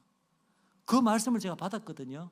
그래서 저는 아멘 하고 받았는데 현실은 돌아보니까 그거하고는 아무 상관없는 그냥 딴 일만 하고 있는 거예요.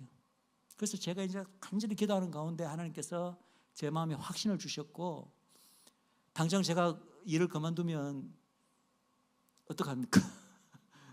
아무 다른 저희 아내랑 하는 교회는 그다지 자비량으로 섬기고 있습니다. 사례비를 받지 않고 있었기 때문에.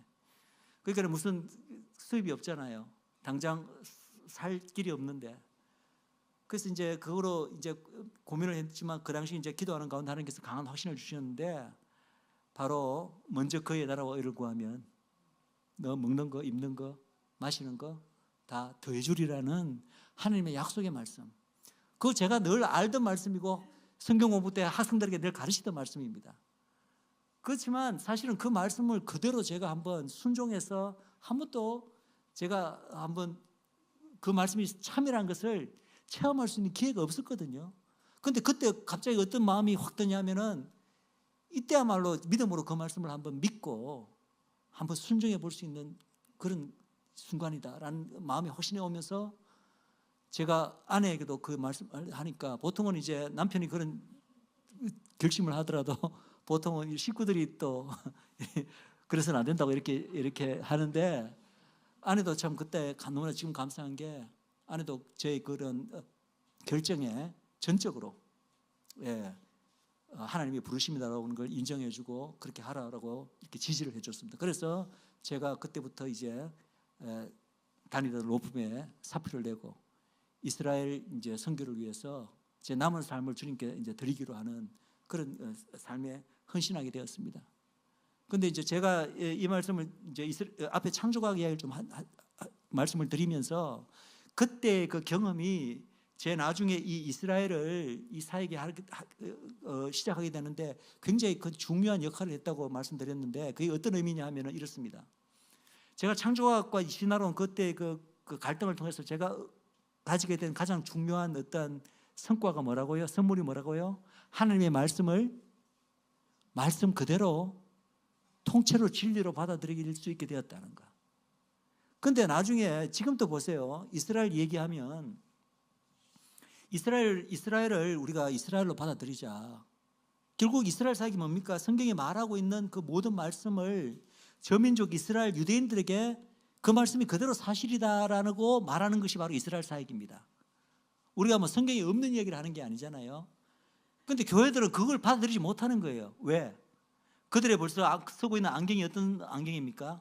그들이 쓰고 있는 안경은 구약에서 말하는 그 이 모든 이스라엘에 대한 주어진 약속, 언약의 말씀들은 말은 이스라엘로 되어 있지만 사실은 누구를 향한? 교회를 향한, 우리를 향한 말씀이다라고 이미 생각하는 이 신학적 안경을 딱 끼고 있는 거죠.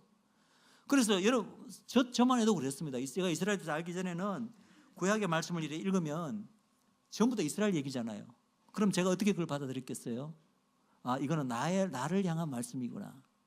그래서 이 모든 말씀을 나에게만 적용시키려고 그렇게 애를 썼습니다.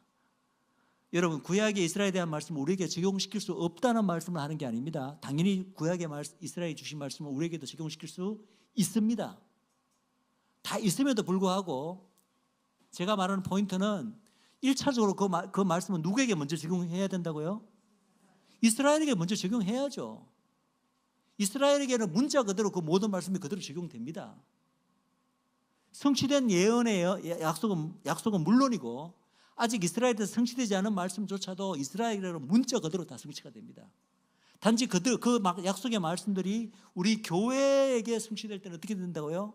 약간은 우리가 좀 이렇게 모디파이를 이렇게 바꿔야 돼요. 영적으로 해석을 해서 우리에게 적용시킬 수도 있습니다. 그러나 1차적으로 그 약속의 주인은 이스라엘입니다. 그런데 교회는 저 역시도 그랬습니다. 그 모든 말씀을 읽을 때 이 말씀이 이스라엘과 유대인들에게 적용되는 것이라고는 생각지 않고 항상 저에게만 적용시키는데 익숙해져 있었던 거죠. 그런데 이제 처음에 이스라엘에 대한 이 깨우침이 딱 오는 순간 제 마음이 어떤 마음이 딱 드냐면은 내가 참 이상하다. 내가 바보구나. 창조학 신화론을 통해서 내가 그때 얻은 교훈은 하나님의 말씀은 기본적으로는 말씀 그대로 받아들여야 된다는 것을 그때 내가 분명히 배웠었는데 그래서 창세기 1장 1절부터 계시록 끝절까지 그 하나님의 말씀은 그대로 받아들여야 된다는 것을 내가 분명히 배웠는데 그런데 왜 그동안 이스라엘에 대해서만은 이스라엘의 그 말씀을 주어진 말씀을 이스라엘에게 적용시키지 않고 왜 교회에게만 나에게만 적용시켰을까? 이런 나의 모습이 굉장히 이상하게 여겨지더라고요. 이게 아니구나. 내가 뭔가 그동안에 성경의 큰 하나의 부분을 놓치고 있었구나. 이런 깨달음이 오게 되었습니다. 그러면서 다른 사람에 비해서는 훨씬 더 쉽게라기보다 거의 순간적으로 바로 그냥 이스라엘에 대한 진리를 저는 바로 받아들이게 되었습니다. 여러분들도 아직까지 이스라엘에 대해서 이게 긴가민가 혹시 하는 분이 계신다면 하나님의 말씀 그대로 받아들이시기 바랍니다. 그것이 우선입니다.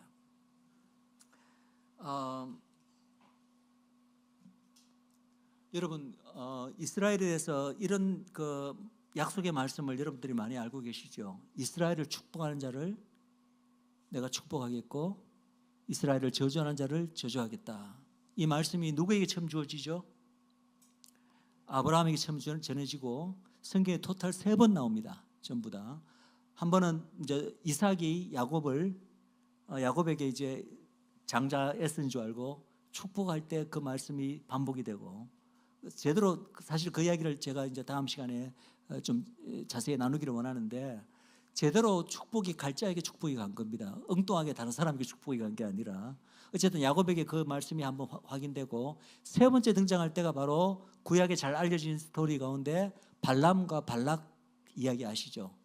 그래서 이 이상한 메소포타미아의 이상한 그 거짓 선지자 발람을 시켜서 모압 왕 발락이 이스라엘을 저주케 하려고 했는데, 하나님께서 그 입을 털어서 저주를 축복의 말씀으로 강제로 바꿔서 하는 스토리, 여러분 이제 민수기에 나오는 이야기인데 잘 아시리라 믿습니다. 거기 이제 발람이 한 축복의 말씀 가운데 바로 이스라엘을 향하여 내가 너를 축복하는 자를 축복하겠고 저주하는 자를 저주하겠다라는 말씀이 되풀이됩니다. 자, 제가 여러분께 하나 묻고 싶은 것은, 이 말씀이 그 당시 구약 때 주어진 말씀인데 그 말씀이 지금도 유효할까요, 안 할까요? 여러분들 다 유효한 걸로 믿으시기 바랍니다. 그것은 단순히 그냥 성경적으로도 물론 제가 그것이 유효하다고 말할 수 있는 수많은 근거들이 있습니다. 그럼에도 불구하고 주위에 이 말씀이 참임을 삶으로서, 간정으로서 너무나 많은 분들의 간정을 제가 들었습니다. 이스라엘을 축복하는 자를 축복하겠다. 물론 저주 쪽도 이제 또 많은 그에 해당되는 사례들이 있습니다만은, 저는 이제 축복 쪽을 말씀드리기를 원하는데, 이 하나님의 원리, 이스라엘을 축복한 자를 축복하겠다는 이 원리는 크게는 국가 전체에게도 해당되고요, 작게는 한 개인에게도 해당되고, 그리고 중간으로는 수많은 공동체, 기도 모임, 교회에게도 해당됩니다. 이스라엘을 축복하는 나라, 민족은 하나님으로부터 축복을 받을 것이고, 이스라엘을 축복하는 교회는 하나님으로부터 축복을 받을 것이고, 이스라엘을 축복하는 개인은 하나님으로부터 축복을 받을 것입니다. 이것은 제가 너무나 많은 실증 사례가 있습니다. 그런데 이제 그런 사례를 제가 말씀드리기 전에 한 사례를 말씀드려야겠네요. 제가 알고 있는 이스라엘 사에게 이렇게 하나님 마음을 주셔서 헌신하시는 한 여자 집사님을 아시는데, 그분 만날 때마다 자기도 너무나 신기하고 놀라운 일들이 자기 주변에 일어나서 이해가 안 된대요. 그분이 사실은 이스라엘 사역을 처음에 이렇게 받아들이고 마음을 품고 할 때만 하더라도 하나부터 열까지 모든 게 막혀 있다. 그 삶 가운데 남편은 직장이 안 돼서 곧 잘릴 위기에 처해 있고, 좌천돼 갖고 지방에 가 있고, 이제 곧 잘린다. 그런 이제 전망이 있고, 아이들도 뭐 여러 가지 학업이나 모든 면에서 막혀가 있고, 인간관계도 그렇고 모든 면에서 그냥 하나부터 열까지 막혀가 있었는데, 이것이 이해가 되지 않도록 자기들이 잘해서 뭐가 뚫리는 게 아니라 어떻게 이런 일이 있을 수 있지라고 할 정도로, 남편은 안 잘리는 정도가 아니라 본사로 불러 올려 들어가서 수직 상승해서 부사장까지 위치에 올라가서 평생 받아보지 못한 월급을 매달 손에 쥐고 있다. 아이들은 여러 가지 복잡한 문제가 있는데 한순간에 막 뚫리듯이 확 뚫려서 그렇게 아이들의 모든 학업이라든지 모든 문제가 해결되고, 그동안에 힘들게 했던 인간관계들이 놀랍도록, 자기는 아무것도 한 거고 있고 그냥 하나님께 기도만 하고 있었는데 놀랍도록 풀어지고, 이런 사례들이 간증을 하더라고요. 그런데 이런 비슷한 사례들을 너무나 많이 경험을 합니다. 제가 교회 차원으로 제가 경험한 것을 잠깐 말씀드리면, 제가 이스라엘에 대해서 이런 마음을 품고 이제 알게 되면서부터 저희 교회에서 바로 시작한 것이 바로 이스라엘 성경 공부입니다. 제가 학생들을 데리고 이제 평소에도 다른 주제로 성경 공부를 많이 인도를 했지만 그것만으로는 이제는 부족하다는 걸 알았기 때문에, 제가 학생들을 모아서 우리가 이 이스라엘에 대해서 이제는 하나님께서 새로운 어떤 깨달음을 주시고 조명을 주셨는데, 우리가 한번 공부를 해보자. 같이 공부를 해보자. 그러면서 우리 같이 공부하고 또 이스라엘의 회복을 위해서 좀 기도하는 시간을 매주마다 가지겠다. 그렇게 선포를 했습니다. 그러면서 제 마음 가운데 갑자기 이제 어떤 선포가 나왔느냐 하면은, 저는 사실은 좀 부끄럽지만은 선포를 잘 못하는 사람입니다. 왜냐하면 이런 거죠. 누가 아픈 사람이 있으면은 하나님 이 사람 고쳐주시라 믿습니다. 고쳐주십시오. 이렇게 기도는 할 수 있습니다.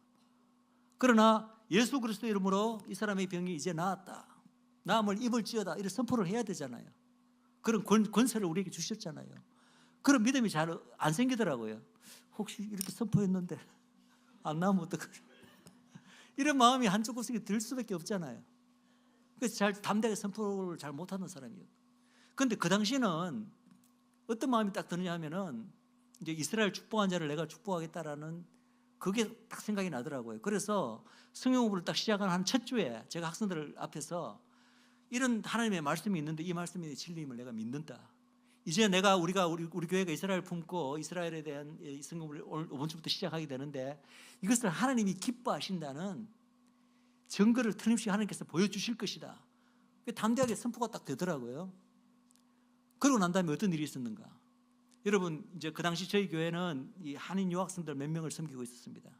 그러다가 이제 그저 얼마 전부터 어떤 일이 있었냐면은 우리가 한인 유학생들만 섬겨서는 안 되겠구나. 더더구나 LA는 전 세계 유학생들이 다 모이는 장소이기 때문에 이왕이면 우리가 짧은 영어지만 영어 편하지는 않지만 영어로 외국 유학생들도 한번 섬겨보자. 그래서 그들을 이제 섬기기 위해서 우리 영어 예배를 하나 만들어 놓으면 외국 유학생들도 와서 예배드리고 예수님 어떻게 복음을 전할 수 있는 기회가 있지 않겠나 해서 영어 예배를 시작한 지가 얼마 지나지 않았거든요. 근데 그 당시 그 영어 예배가 이제 주일날 오전에 저희 한국어 말로 예배를 드리고 오후에 따로 영어 예배를 드리는데 안 되는 영어로 이제 막 설교도 하고 막 이렇게 좀 했죠. 하는데 그 당시 이제 외국 학생들, 중국 학생들 한 서너 명 예배를 드렸습니다.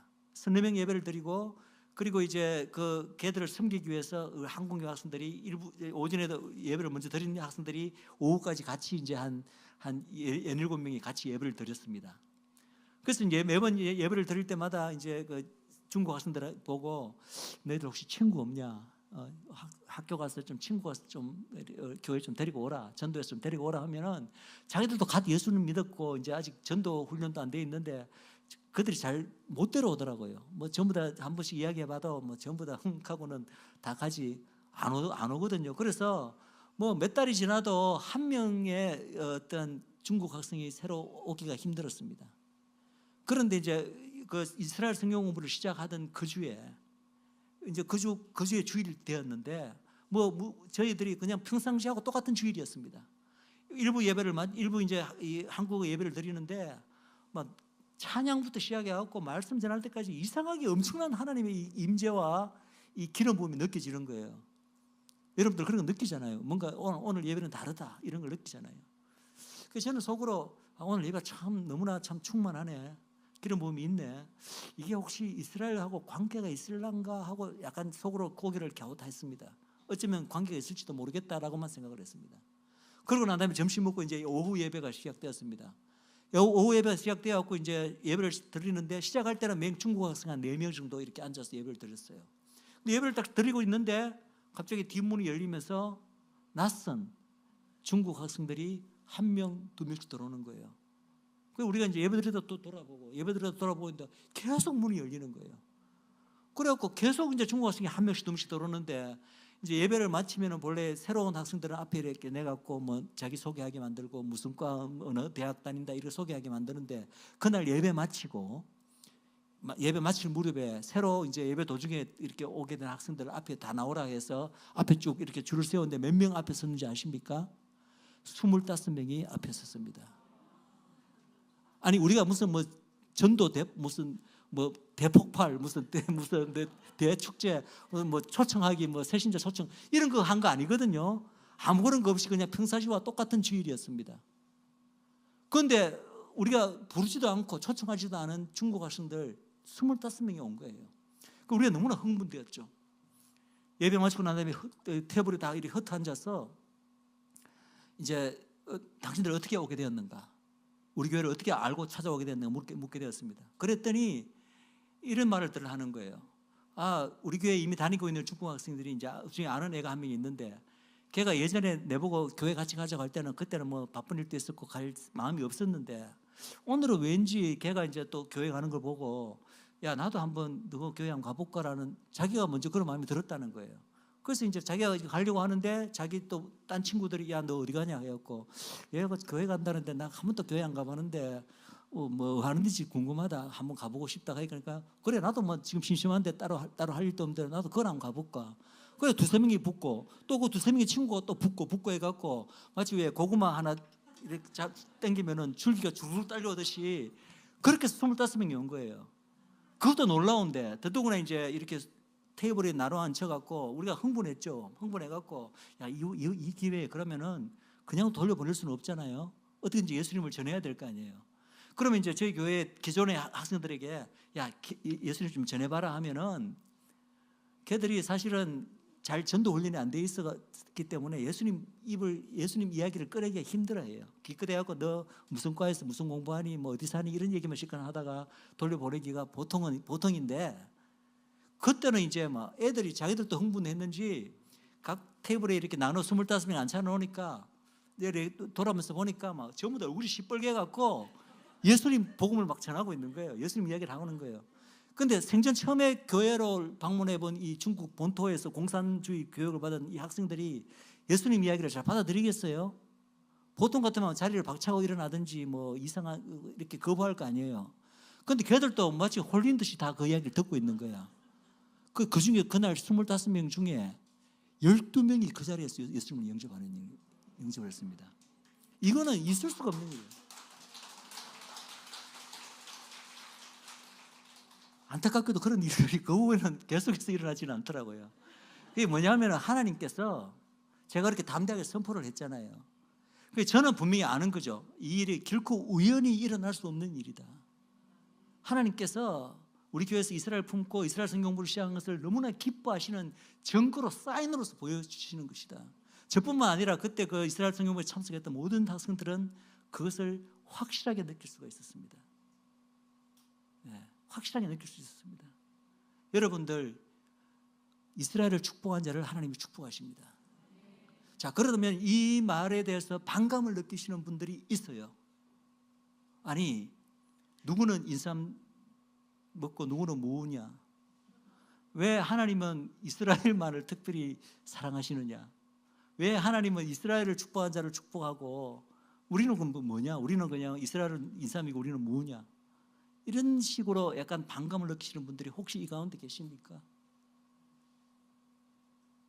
여러분들 이스라엘을 축복하는 자를 축복하고 저주하는 자를 저주하겠다는 원리를 그거는 사실입니다. 지금도 진리인 걸 믿으시기 바랍니다. 그런데 그 원리를 하나님이 왜 정하셨을까요? 그것은 이스라엘만을 특별히 더 하나님께서 더 소중하게 여기셔서 그걸 우리가 뭐라고 부르죠? 우리나라 말로 편애라고 이야기합니다. 편애의 차원에서 하나님께서 그런 것을 정했을까요? 그런 것 때문에 괜히 마음이 상해하고 기분 나빠하시는 분들이 계시더라고요. 그것은 하나님의 뜻을 몰라서 그렇습니다. 여러분, 이스라엘을 축복하는 자를 왜 하나님이 축복하시는가? 이스라엘을 열방의 하나님 자녀들보다 더 사랑해서 그런 게 아닙니다.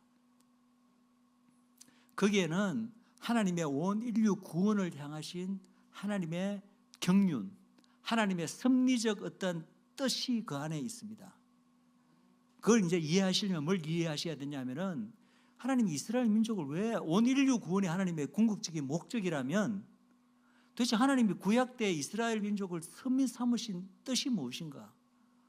처음부터 하나님이 예수님이 처음부터 온 인류 가운데 나타나셔서 내가 메시아다 그러고는 짱 하시면 그만인데 굳이 구약이라는 그 긴 기간 동안에 열방에는 전혀 하나님을 계시하지 않으시고 이스라엘이라는 한 나라만을 특별한 선민으로 택하셔서 그 한 나라에만 하나님을 계시하시고 나타내시고 나의 장자라 부르시고 나의 스페셜 트레저 특별한 보화라 부르시면서 그렇게 하신 목적이 무엇인가? 이유가 무엇인가? 이런 모든 것을 이해를 해야 그 원리가 이해가 됩니다. 왜 이스라엘을 축복한 자를 축복하겠고 저주하는 자를 저주하겠다는 것인지. 즉 뭐냐면 그건 하나님의 주권에 속한 영역이지만 제가 한마디로 쉽게 이야기하면 이렇습니다. 이스라엘은요 온 열방 가운데 그냥 보통의 한 나라가 아니라 온 인류 가운데 하나님의 온 인류 구원을 위해서 특별한 기능과 역할을 수행하도록 하나님께서 세우신 나라예요. 그런데 그 역할과 기능이 꼭 특권은 아닙니다. 좋은 거 아닙니다. 여러분들 무슨 일을 위해서 여러분들 우리 인간들 사이에서도 무슨 위원회 혹은 무슨 모임 같은 걸 만들어서 어떤 일을 추진하기 위해서 모임을 만든다고 보십시다. 그럼 여러분들 모임에서 너 회장해라, 너 총무하라 하면 여러분들 내가 기꺼이 내 총무하겠다, 회장하겠다. 물론 그런 거 좋아하시는 분들도 앞에 나서시는 분도 계시겠지만 아마 요새 분들 같다면 대부분 나 그거 하기 싫어. 하다 보면 너무 귀찮고 일도 많고 너무 힘들고 오히려 싫어하는 분들도 많이 계실 거예요. 왜 그렇죠? 실제로 힘들기 때문에 그렇죠. 여러분들 어떤 일을 추진하기 위해서 만약에 회장과 총무를 선출하면은 회장과 총무는 다른 일반 회원들이 가지지 않는 특별한 권한이 주어집니다. 그죠? 특별한 권한과 특권이라고 부를 수도 있겠죠. 그런 것들이 주어지는데 그렇다면 그런 특권과 권한이 주어지는 것이 그 회장이나 총무나 혹은 여러 가지 임원들이 일반 회원들보다 더 소중하고 더 귀중하고 그래서 그런가요? 아니잖아요. 어떤 공동적인 어떤 목표, 선을 추구하기 위해서 기능적으로 어떤 직함을 선정해 놓고 그 직함에게 일을 맡기면서 그 사람이 맡은 기능을 잘 수행하기 위해서 좀 여러 가지 남들이 가지지 않는 어떤 권리라든지 특권을 주는 거 아닙니까? 그렇다고 해서 다른 사람들이 이 사람들은 내보다 더 소중하고 귀한 사람들이야. 나는 2등 국민이고 이 사람들은 1등이야. 이렇게 생각하는 사람은 아무도 없을 거예요. 제가 말하는 이유를 아시겠죠? 이스라엘의 선민 사무심이 그렇다는 거예요. 이스라엘은 이 온 인류 구원을 위해서 하나님의 장자로 택함을 받았고 하나님의 이 성경에서는 장자권의 원리가 굉장히 중요합니다. 장자들에게는 이스라엘에서 옛날부터 상속을 할 때도요. 장자에게는 몇 배의 상속이 가신지 아시죠? 2배의 상속이 갑니다. 그게 장자가 다른 아이들보다 더 사랑스럽고 더 귀해서 그런 것이 아니라 장자에게는 그만큼 맡은 책임과 의무가 많기 때문이에요.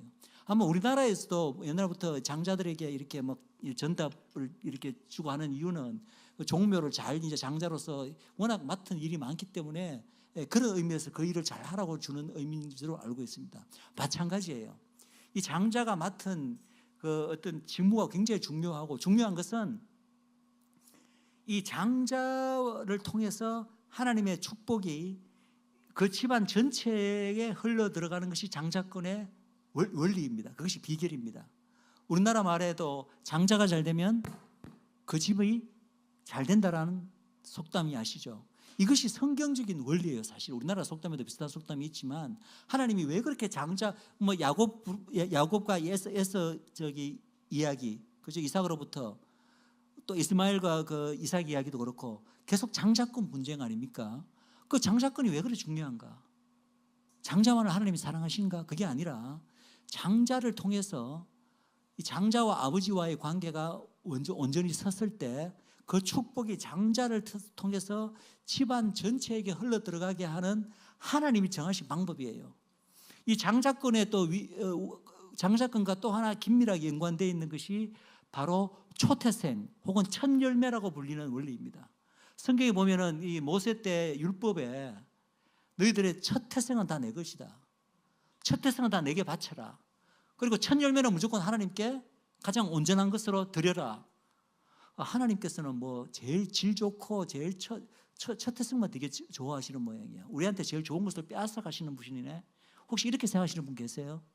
하나님이 왜 제일 좋은 거 흠없고 가장 완벽한 것을 하나님께 제일 첫 것을 왜 드리려고 하시는 거야? 여러분들 그 이유를 분명히 아셔야 됩니다. 그것은 바로 우리를 위해서입니다. 우리의 축복을 위해서입니다. 이것이 첫 태생의 원리고 첫 열매의 원리입니다. 하나님이 첫 열매와 첫 태생을 그렇게 강조하신 이유는 뭐냐면은 첫 열매가 먼저 온전하게 하나님께 드려지면 하나님께서는 그 첫 열매를 온전한 첫 열매를 받으시면은 첫 열매 이후에 따르는 모든 그 수확을 하나님께서 한 넘치는 축복으로 부어 주시겠다는 거예요. 그것이 하나님이 성경이 말하는 첫 열매의 원리입니다. 초태생도 마찬가지입니다. 너희가 흠없는 초태생을 내게 온전히 바치느냐? 그러면 그 초태생으로 말미암아 그 이후에 따르는 모든 가축들을 내가 축복하리라.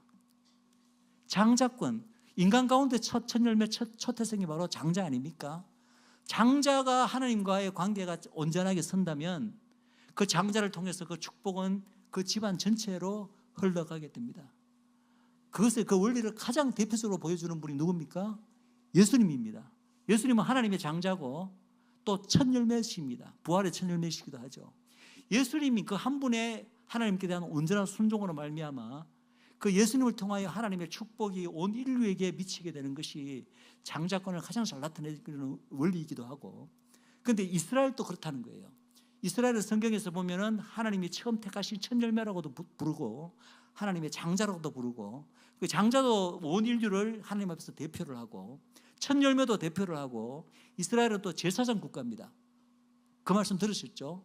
이스라엘은 제사장 국가인데 제사장은 이스라엘의 12지파 중에 제사장 지파가 레위 지파잖아요. 레위 지파는 하나님 앞에서 나머지 11지파를 대표를 합니다. 그러면 그 대표하는 지파만 하나님 앞에 소중하냐? 그게 아니라 그 역할 기능이 뭐냐면은 이 대표하는 지파, 제사장 지파가 혹은 장자가 첫 태생이 초열매가 하나님께 온전히 드려지고 하나님과의 관계가 온전히 선다면, 그러면은 그 축복이 누구에게 임한다고요?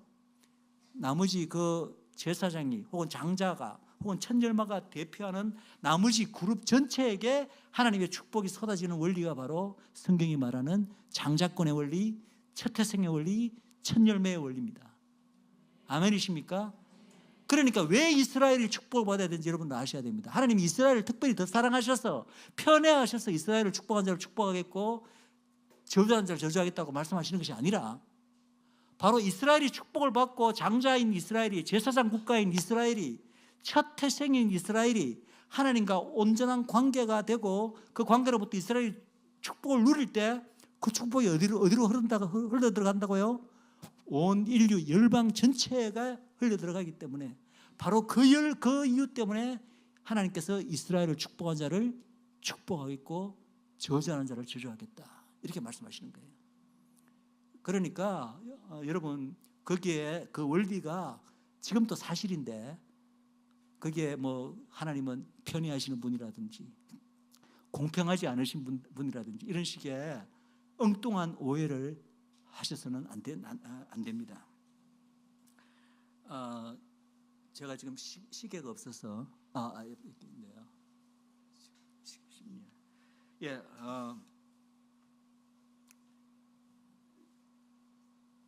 말씀을 이제 제가 마치겠습니다. 저는 이 교회가 참으로 이스라엘을 축복하는 교회가 되기를 원하고, 하나님의 그 정말 진리이신 그 말씀대로, 하나님은 신실하신 분이기 때문에, 신실하다는 뜻은 아시죠? 하나님은 한 번 하신 말씀을 반드시 지키시는 분이시다. 그래서 이스라엘 축복하는 이 교회가 될 때 하나님께서 놀라운 축복을 이 교회에 붓는 그런 교회가 되기를 원합니다. 여러분, 제가 아까 이제 교회의 존재론적 목적 혹은 사명에 대해서 이야기했는데, 교회가 이 땅에 존재하는 이유는 하나님의 선교를 이루기 위함이다라고 제가 말씀드렸습니다.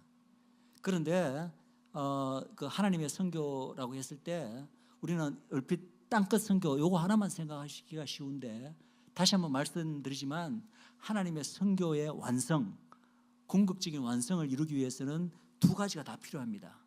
땅끝까지 선교는 지금과 같이처럼 계속 되어야 되고, 또 하나 뭐가 이루어져야 된다고요? 이스라엘이 회복돼야 돼요. 이스라엘 선교가 이루어져서 유대인들이 그들의 지금 눈을 가리고 있는 예수님에 대해서 못 보게 하는 그 눈을 뜨고, 그들 역시도 예수님을 그들의 신랑으로 메시아로 인정하면서 바루카바 바시아마도라라고 환영하며 드릴 때, 그럴 때 비로소 하나님의 선교가 완성되는 거예요. 그 선교에 동참하는 것이 바로 이 땅의 교회의 존재론적 사명입니다. 자, 교회가 존재하는 목적이 선교를 위해서 존재한다, 이런 말씀은 사실은 여러분들도 알고 계시는 말씀이고, 선교학자들은 누구나 다 하는 말씀이에요. 이미 다 하는 말이에요. 그런데 제가 한 가지만 말씀드릴게요. 많은 교회에서, 심지어는 선교학자들도 하지 않는 어떤 중요한 교회의 존재론적 목적 하나가 있습니다. 여러분들, 교회의 존재, 교회가 이 땅에 존재하는 목적이 그냥 우리가 선교를 위해서다, 이렇게는 쉽게 이야기를 하지만, 혹시 이런 표현을 사용하는 걸 들어보셨나요? 교회는 이스라엘을 시기나게 하기 위해서 존재한다. 혹시 이런 표현을 여러분 들어보셨나요? 그런데 그것이 바로 정확하게 성경이 말하고 있는 바입니다. 여러분, 우리가 이스라엘을 위하고 기도하고 이스라엘 회복을 위해서 애쓰고 다 필요한데요. 그중에 굉장히 중요한 파트가 하나가 우리 교회의 존재론적 사명이기도 하고 목적이기도 한데 바로 이스라엘을 시기나게 만들어가는 존재가 되어야 됩니다. 그런 말씀이 어디 있냐고요? 로마서 11장 11절에 있습니다.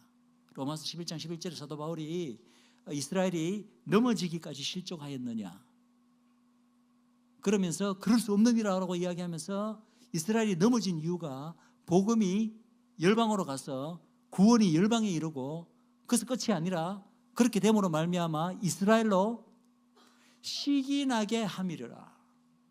즉 복음이 우리 이방 땅에 우리 오게 된 이유가, 중요한 이유가 물론 우리 열방을 구원하기 위해서입니다. 아마 복음이 왜 우리 이방으로 왔나요라고 기독교인들 10명을 혹은 100명을 붙들고 물으면은 아마 거의 100명 전부는 이렇게 대답할 거예요. 거의 하나님께서 우리 열방을 구원하시기 위해서지. 우리 열방도 하나님의 자녀고 우리가 하나님의 피조물이고 우리 역시 죄에 빠진 인류이기 때문에 하나님께서 온 인류 구원을 원하시고 우리 열방을 당연히 구원하시기 위해서 때가 되어서 이스라엘의 메시아인 예수님의 그 복음이 우리 열방 땅으로 온 거지. 이렇게 대답하실 거예요. 그 말씀이 맞습니다. 맞는데 거기서 하나 빠진 게 있다고요. 로마서 11장 11절은 거기서 이야기가 끝이 아니라 이 복음이 열방으로 가게 된 이유가 물론 당연히 하나님 우리를 사랑하시고 우리를 구원하기를 원하시는 것이 1차적인 이유겠죠. 그러나 그렇게 복음이 이방 땅으로 와서 교회가 결국 탄생하게 되었잖아요. 거기에 대한 중요한 이유 하나를 또 뭐라고 이야기하느냐 하면은 바로 열방을 통해서 이스라엘로 시기나게 만들기 위해서 그렇게 하게 됩니다. 우리가 왜 예수님을 믿게 되었나? 그리고 예수를 믿고는 이 땅에서 교회가 탄생했는데 왜 교회가 탄생했나? 교회가 왜 이 땅에 존재하는가? 그 주요 목적 이유 중에 하나가 뭐라고요? 이스라엘로 시기나게 만들게 하기 위해서 존재한다는 거예요. 그런데 교회의 존재 목적이 뭐냐라고 이야기했을 때 전부 다 선교를 이야기하고 뭐 사회의 빛과 소금 이 이야기는 많이 해도 우리 교회가 이스라엘로 시기나기 위해서 존재한다고 이야기하는 분은 많이 없다는 거죠. 분명히 성경은 그렇게 이야기하고 있는데 여러분들 유대인들로 시기나게 만들어야 됩니다. 그게 우리의 중요한 사명 중에 하나예요. 우리가 어떻게 유대인들로 시기나게 만들까요? 우리가 그들보다 머리가 좋습니까? 우리가 돈이 많습니까? 똑똑합니까? 유대인들이 뭘 시기할까요? 우리가 돈이 많으면 그들이 우리를 시기할까요? 우리가 그들보다 막 세상적으로 성공하고 잘 되면 우리를 시기할까요? 그들이 뭘 시기할까요?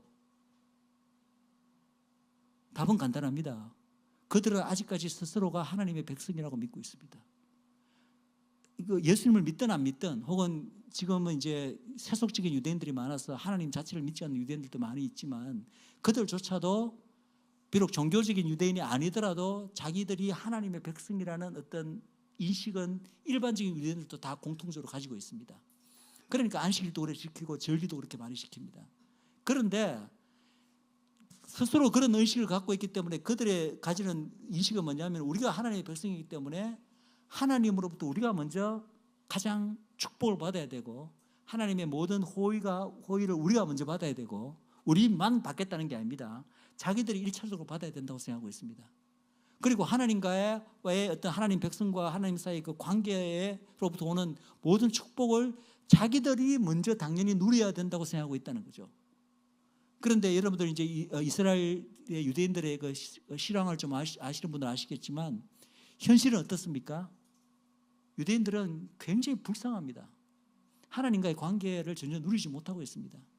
실제로 전 세계 동성애의 성지가 어딘지 아시죠, 여러분들?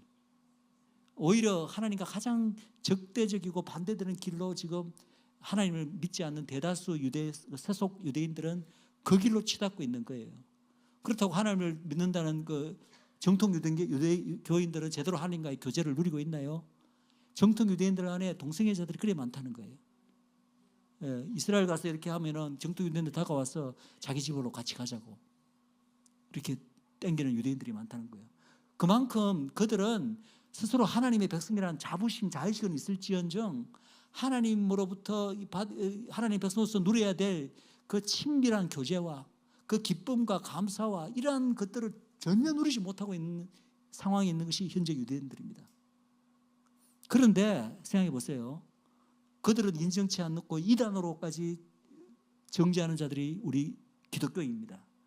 예수님을 이단의 괴수처럼 느끼고 있잖아요. 유대인들은. 그런데 생각해 보십시오.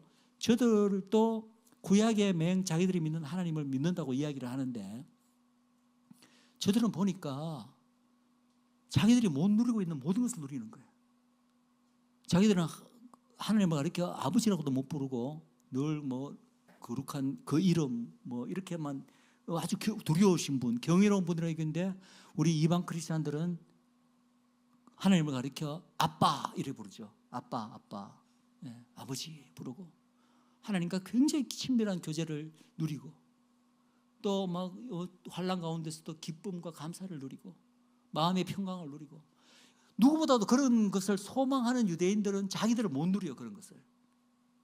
그런데 열방의 크리스천들 자기들이 정말 경멸하고 자기들을 파괴시키려고 이 기독교라는 것을 발명해 갖고 자기들 사단의 작품처럼 자기 민족을 파멸시키려고 하고 있다고 느끼는 이 크리스천들이 보니까 뭐 하나님부터 받는 온갖 그런 뭐 육적인 축복은 물론이고 자기들이 그렇게 바람하지 않는 영적인 축복들 하나님과의 그 친밀한 교제와 관계를 누리고 있는 것을 이들이 본다면 어떻게 될까요?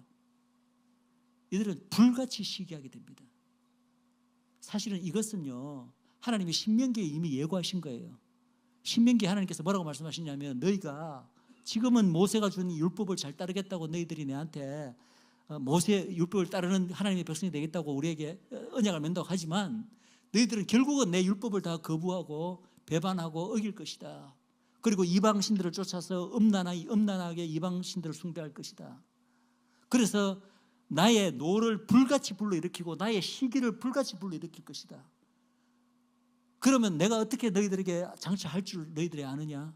나도 나를 알지 못하는 이방의 나라들을 통해서 한 나라를 통해서 너희로 불같이 시기하게 만들겠다. 이것이 신명기에서 하나님께서 예고하신 말씀이에요. 그 말씀을 로마서 11장에서 사도 바울이 이야기하고 있습니다. 바로 열방의 크리스천들에게 그 역할이 주어진 거예요. 그러면 하나님께서 그 말씀을 한 이유가 너희가 우상 숭배로 나를 불같이 노하게 하고 시기하게 만들었으니 너희도 똑같이 한번 당해봐라. 너희들도 한번 시기하는 그 고통을 한번 당해봐라라고 지금 말씀하시는 건가요? 그게 아니잖아요. 언뜻 형태는 그렇게 보이지만 사실은 그러한 과정 가운데 어떤 하나님의 섭리가 숨어 있나요? 우리 열방으로 먼저 예수님이 오셔서 열방에서 예수님이 온 인류의 구세주가 되시고 우리 열방의 교회와 예수님과의 그 친밀한 교제를 통해서 하나님의 언약 백성으로 처음 부르심 받은 이 이스라엘은 못 누리고 있던 그 모든 풍성한 것을 우리 열방 교회로 하여금 먼저 누리게 하심으로 말미암아 이스라엘이 그것을 보고 불같이 시기해서 한번 당해봐라가 아니고 어떻게 시기하면 어떻게 됩니까? 그들이 어떻게 되죠? 우리에게는 왜 이런 게 없을까? 생각할 거 아니에요. 그럼 그 생각해 보면 차이가 뭡니까? 그들과 우리의 차이는 우리에게는 예수님이 계시고 그들에게는 예수님이 없다. 그것을 알 거 아니에요. 그러면은 그들이 어떻게 생각할까요? 지금까지는 예수가 우리 민족을 파괴시키려고 사단이 보낸 어떤 사단의 무슨 사자춤으로 생각했는데 그게 아니고 예수님이 진짜 하나님의 아들이시고 우리 민족의 메시아가 맞구나. 우리도 저런 모든 교회들이 누리고 있는 풍성한 그런 축복을 우리도 누리기 위해서는 우리도 예수 믿어야 되겠구나. 즉 불같이 교회를 시기함으로 말미암아 이스라엘도 마침내 예수님을 받아들이게 되는 구원에 이르게 하는 그건 하나님의 섭리적 방법이 바로 이스라엘로 교회를 시기게 하는 거라는 거죠. 그러니까 여러분들 사명이 뭐라고요? 이스라엘로 유대인들로 시기나게 만드는 것. 그런 의미에서 우리가 오늘 말씀을 마치면서 한번 지금 시간이 많이 되었기 때문에 우리 짧게 이것만 한번 기도하고 마치도록 하겠습니다. 함께 우리 기도하는 시간 가지겠습니다.